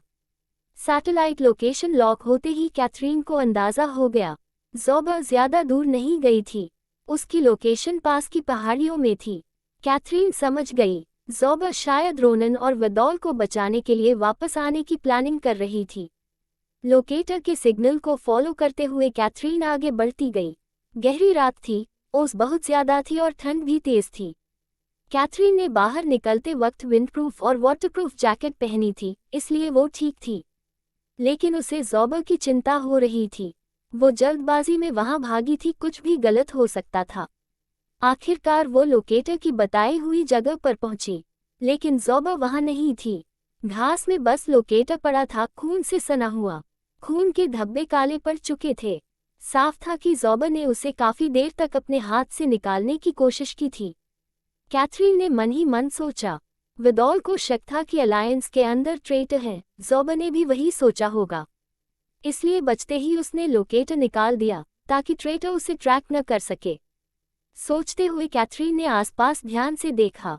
उसे पूरा भरोसा था, ज़ोबा कोई न कोई क्लू जरूर छोड़ेगी। और सच में थोड़ी ही देर में उसकी नज़र पास के एक पेड़ के तने पर पड़ी। वहां एक खास सिंबल बना था, ऐसा सिंबल जिसे सिर्फ वो लोग जानते थे। ये कैथरीन का बनाया हुआ सिंपल कोड था और थैंकफुली ज़ोबा उसे भूली नहीं थी। क्लूज को फॉलो करते हुए कैथरीन आगे बढ़ी। आखिरकार एक छोटे से ढलान के नीचे उसे ज़ोबा मिली, बेहोश। ज़ोबा जख्मी थी, उसके पेट पर खून के निशान साफ दिख रहे थे। पहाड़ों की ठंड और ज्यादा खून बह जाने की वजह से वो पूरी तरह एग्जॉस्टेड होकर गिर पड़ी थी। कैथरीन फुर्ती से नीचे उतरी और उसे उठाने लगी। अचानक ज़ोबा की आंखें खुलीं। वो इंस्टिंक्टिवली लड़ने के लिए तैयार हो गई, लेकिन कैथरीन पहले से अलर्ट थी। उसने तुरंत कहा, ज़ोबा, इट्स मी। जानी पहचानी आवाज सुनते ही ज़ोबा की सारी डिफेंस ढीली पड़ गई। कैथरीन, तुम आ ही गई। वो पूरी तरह टूटकर कैथरीन की बाहों में गिर पड़ी। कैथरीन ने अपनी जैकेट उतारी, ज़ोबा को कसकर लपेटा और उसे पीठ पर उठा लिया। Don't worry, I am here, Zoba ने कमजोर आवाज में कहा। मुझे पता था मैं इतनी आसानी से नहीं मरूंगी। कैथरीन, तुम आ ही गई। जब तक कैथरीन साथ थी, उन्हें किसी चीज का डर नहीं था। ज़ोबा की इंजरी कितनी गंभीर है, ये साफ नहीं था, इसलिए कैथरीन ने फिलहाल रोनन को ढूंढने का ख्याल छोड़ दिया। वो ज़ोबा को इमरजेंसी ट्रीटमेंट के लिए सीधे कॉनी के क्लिनिक ले गई। कॉनी के क्लिनिक पहुंचते पहुंचते वेदॉल का इलाज हो चुका था। उसकी जान के गहरे जख्म के अलावा बाकी सारी इंजरीज सुपरफिशियल थीं। कैथरीन को ज़ोबा को उठाकर अंदर लाते देख कॉनी सन रह गई। उसे बरसों बाद ऐसा सीन देखने को मिला था। उसके दिमाग में बस एक सवाल घूम रहा था, आखिर कितना खतरनाक था ये सब कि उनके 3 सबसे बेहतरीन एक्सपर्ट्स में से 2 बुरी तरह जख्मी हो गए और एक को पकड़ लिया गया। कॉनी, पहले ज़ोबा को चेक करो, कैथरीन ने कहा। उसके पेट में सीरियस इंजरी है। ओके, अभी करती हूँ। उसे बेड पर लिटा दो। कैथरीन ने ज़ोबा को बेड पर रखा और कॉनी ने उसका पूरा चेकअप शुरू किया। ज़ोबा की हालत वेदॉल से ज्यादा खराब थी। सबसे गंभीर जख्म उसके पेट में चाकू का था, ऊपर से ठंडे मौसम में ज्यादा खून बहने का असर। लेकिन कॉनी के लिए ये इंजरीज मैनेजेबल थीं। वो ऐसे केसेस हैंडल करती आई थी। उसे बस थोड़ा टाइम चाहिए था। इलाज करते हुए भी कॉनी कैथरीन को लेकर चिंतित थी। कैथरीन, तुम ठीक हो ना? कैथरीन ने सिर हिलाया। फाइट के दौरान उसकी कोहनी पर हल्की अब्रेशंस थीं, लेकिन वो कुछ भी सीरियस नहीं था। अब वेदॉल और ज़ोबा दोनों सेफ थे कॉनी के रहते। अब कैथरीन को रोनन को ढूंढना था। उसने सैटेलाइट पोजिशनिंग सिस्टम से रोनन की लोकेशन ढूंढने की कोशिश की, लेकिन रोनन का सिग्नल गायब था। शायद उसके शरीर से लोकेटर निकाल दिया गया था। ज़ोबा को ढूंढते वक्त कैथरीन ने ओपोनेंट को अलर्ट कर दिया था। अगर वो सीधे रोनन को ढूंढने गई होती तो शायद कुछ क्लूज मिल जाते, लेकिन उस वक्त ज़ोबा की हालत रोनन से ज्यादा क्रिटिकल थी। कैथरीन सिर्फ एक को ही पहले बचा सकती थी। अब ज़ोबा सुरक्षित थी, तो अगला कदम था रोनन। कैथरीन ने अपने और रोनन के बीच वाले स्पेशल कम्युनिकेशन डिवाइस को एक्टिवेट करने की कोशिश की। कोई रिस्पॉन्स नहीं। कई बार ट्राई किया, फिर भी साइलेंस। अब उसके पास बस एक ही ऑप्शन था, ज़ोबा के होश में आने का इंतजार करना। शायद वहीं से रोनन तक पहुंचने का रास्ता निकल सके। मैं आ रही हूँ तुम्हारे पास। सुबह के ठीक 3 बजे के बाद 2 घंटे से बेहोश पड़ी ज़ोबा ने धीरे धीरे आंखें खोली। एक पल के लिए आंखें खुली, फिर उसने दोबारा बंद कर लीं। वो बिल्कुल शांत लेटी रही, अपनी सांसों को धीरे धीरे नॉर्मल करती हुई। अगर जाग गई हो तो उठ जाओ, कैथरीन की आवाज़ आई। उसकी जानी पहचानी आवाज़ सुनते ही ज़ोबा झटके से बैग पर बैठ गई।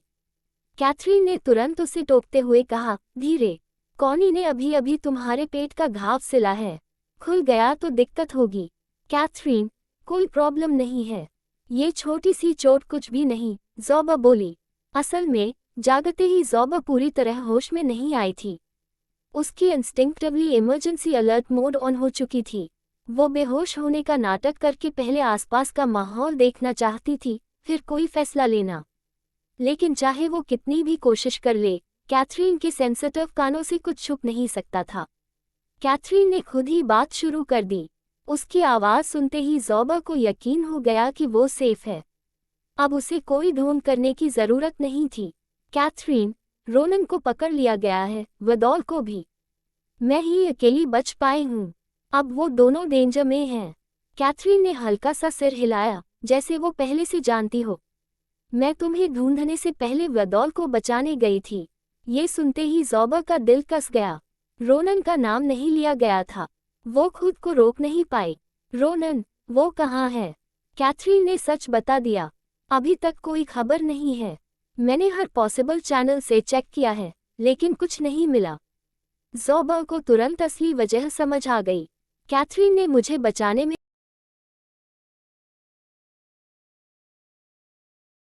वो उदास होकर सिर झुका गई। कैथरीन, ये मेरी गलती है। मैं यूजलेस हूँ। मैं उस ग्रुप से लड़ नहीं पाए और खुद को घायल कर बैठी। उसके दिल में गिल्ट बढ़ता ही जा रहा था। अगर वेदॉल के मुझे बचाने के दौरान मैं हिचकिचाती नहीं, अगर मैं वापस पलटकर बेवकूफ़ी में दूसरों को बचाने की कोशिश न करती, तो मैं घायल नहीं होती। अगर मैं घायल न होती, तो सीधे कैथरीन तक पहुंच जाती। उसे मुझे बचाने में टाइम वेस्ट नहीं करना पड़ता। तब रोनन को बचाने का मौका नहीं निकलता। कैथरीन की एबिलिटी से रोनन को ट्रैक करना मुश्किल नहीं होता। ज़ोबा को खुद को दोष देते देख कैथरीन ने आगे बढ़कर हल्के से उसके कंधे पर हाथ रखा। इसमें तुम्हारी कोई गलती नहीं है। खुद को ब्लेम मत करो। मुझे बस वो सब बताओ जो तुम्हें पता है। रोनन को मैं सेफ वापस लाऊंगी। ज़ोबा ने गहरी सांस ली और उस रात की हर बात याद करने लगी। तीनों को एक साथ हेडक्वार्टर्स से हेल्प कॉल आई थी। लोकेशन था लॉक्स्टन, और उस बेस के सबसे करीब वही तीनों थे। इसलिए बिना देर किए तीनों ने साथ जाने का फैसला किया। उन्हें लगा ये कोई छोटा सा मामला होगा, जो अकेले भी हैंडल हो सकता था। तीनों साथ होंगे तो और जल्दी सॉल्व हो जाएगा। यही सोचकर उन्होंने थोड़ी सी गार्ड डाउन कर दी। उन्हें भरोसा था कि अपनी एबिलिटीज से वो किसी भी सिचुएशन को संभाल लेंगे। लेकिन जैसे ही वो फैक्ट्री पहुंचे, सब बदल गया। दुश्मन ने एम्बुश कर लिया। वो लोग उन्हें बहुत अच्छी तरह जानते थे। सिर्फ इतना ही नहीं, उनके पास बेहद एडवांस वेपन्स थे। ऐसे वेपन्स एस्किना जैसे स्ट्रिक्ट कंट्री में मिल ही नहीं सकते। और यही वजह थी कि तीनों हार गए। तभी उन्हें समझ आया, ये ग्रुप बिल्कुल सिंपल नहीं है।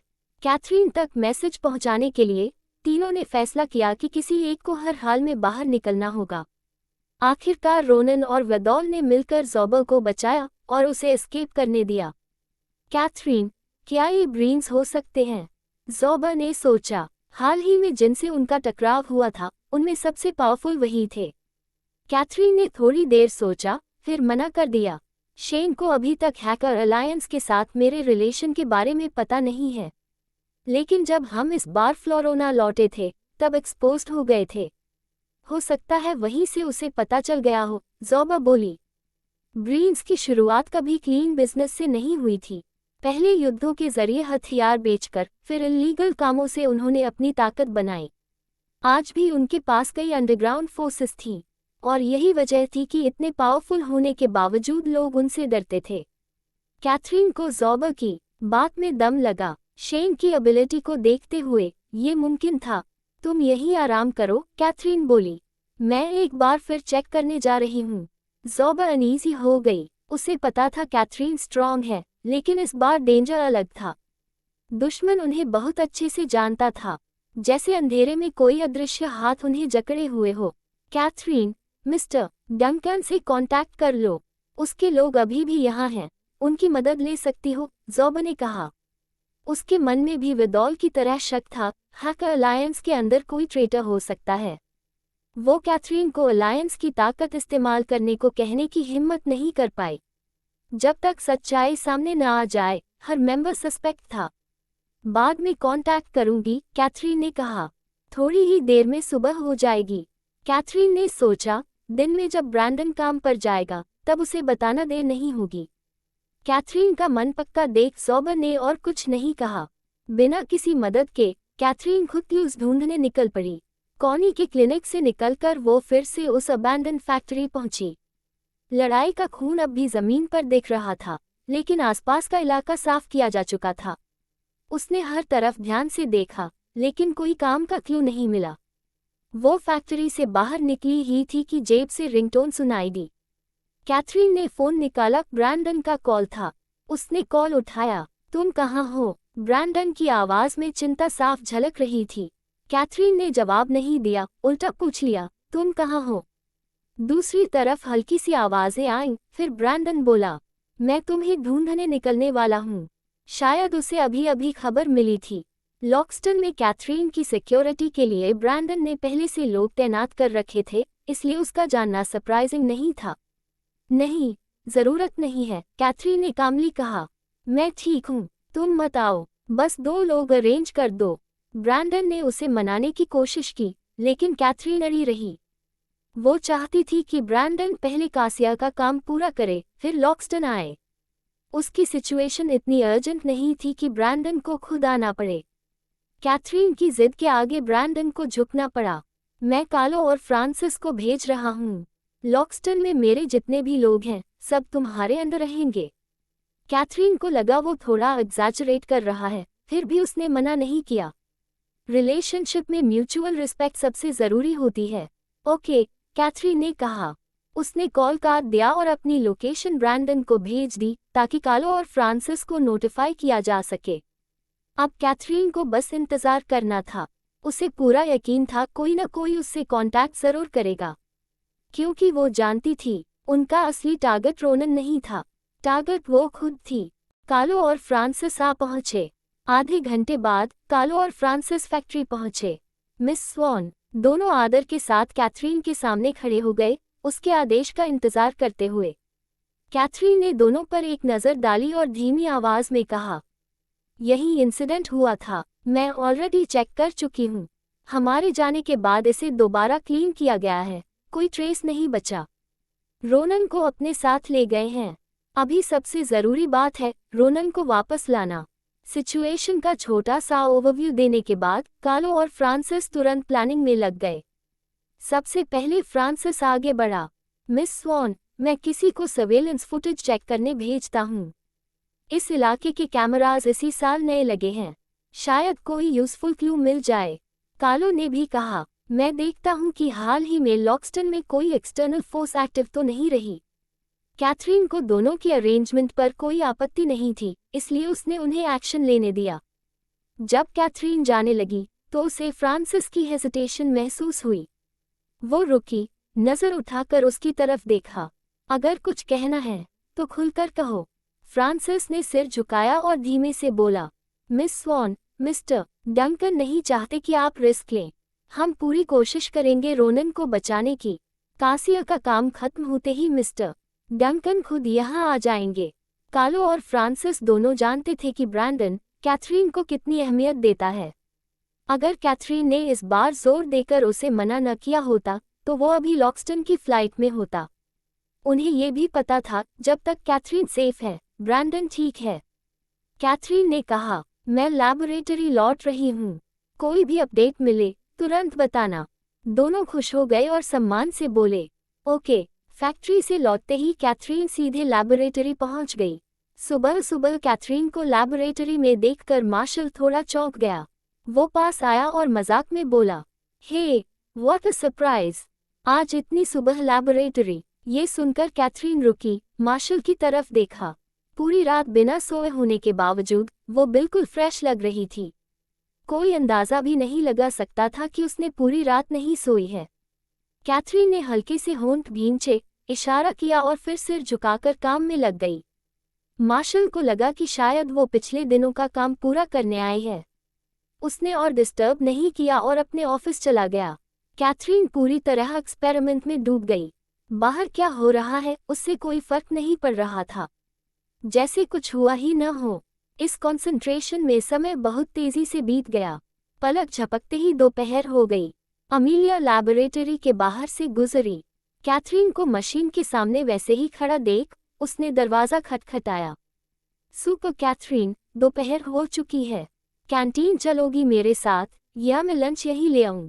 पहले अमीलिया को कैथरीन का यूं खाना पीना भूल जाना समझ नहीं आता था, लेकिन जब वो खुद लैबोरेटरी में डूब गई और वहीं रहने का मन करने लगा, तब उसे कैथरीन पूरी तरह समझ में आई। कैथरीन ने मना कर दिया, यहाँ का एक्सपेरिमेंट खत्म होते ही बाहर जाऊंगी, तुम लंच कर लो। कैथरीन के अपने प्लान्स थे, ये समझकर अमीलिया चली गई। लैबोरेटरी से बाहर निकलते ही उसकी नज़र एक बेहद हैंडसम आदमी पर पड़ी। ऐसा हैंडसम कि किसी भी भीड़ में पहली नज़र में नज़र टिक जाए। अमीलिया को लगा ये आदमी ब्रैंडन जितना ही हैंडसम है, लेकिन सबसे अट्रैक्टिव उसकी ऑरा थी, जैसे किसी फेरी तले से निकला हुआ प्रिंस। शायद अमीलिया की नज़र कुछ ज्यादा ही देर तक ठहर गई थी। उस आदमी ने उसे नोटिस कर लिया और सीधे उसकी तरफ चल पड़ा। अमीलिया घबरा गई, दिल जैसे एक पल को रुक गया। वो वहीं फ्रोजन रह गई। रायलन उसके सामने आकर रुका, हल्की सी मुस्कान, बिल्कुल polite. Hi, may I ask, क्या कैथरीन इस लैबोरेटरी में है? अमीलिया एक पल को चौंक गई। आप कैथरीन को जानते हैं? रायलन ने सिर हिलाया। हाँ, मैं उनसे मिलने आया हूँ। सुना है वो अंदर हैं, लेकिन मैं अंदर नहीं जा पाया। क्या आप उन्हें बता सकती हैं कि मैं आया हूँ? अमीलिया ने मन ही मन सोचा, गुड लुकिंग लोग सच में गुड लुकिंग लोगों के ही दोस्त होते हैं। सुपर कैथरीन के सारे दोस्त, लड़के हो या लड़कियां, सब एक्स्ट्रॉर्डिनरी हैं। मिस, रायलन ने फिर आवाज दी। अमीलिया को होश आया। सॉरी, मैं थोड़ा सोच में खो गई थी। बस एक मिनट, मैं कैथरीन को बुला लाती हूँ। वो एक्सपेरिमेंट करते वक्त फ़ोन भी नहीं उठाती। थैंक्स अ लॉट, रायलन ने मुस्कुराकर कहा। उसकी पोलाइटनेस ने अमीलिया को काफ़ी इम्प्रेस कर दिया। हल्का सा ब्लश आया और वो भागते हुए लैबोरेटरी के अंदर गई। सुपर कैथरीन, बाहर एक सुपर हैंडसम गाय तुम्हें ढूंढ रहा है। कैथरीन एक पल को ठिठक गई। उसने कंफ्यूज्ड नज़रों से अमीलिया को देखा।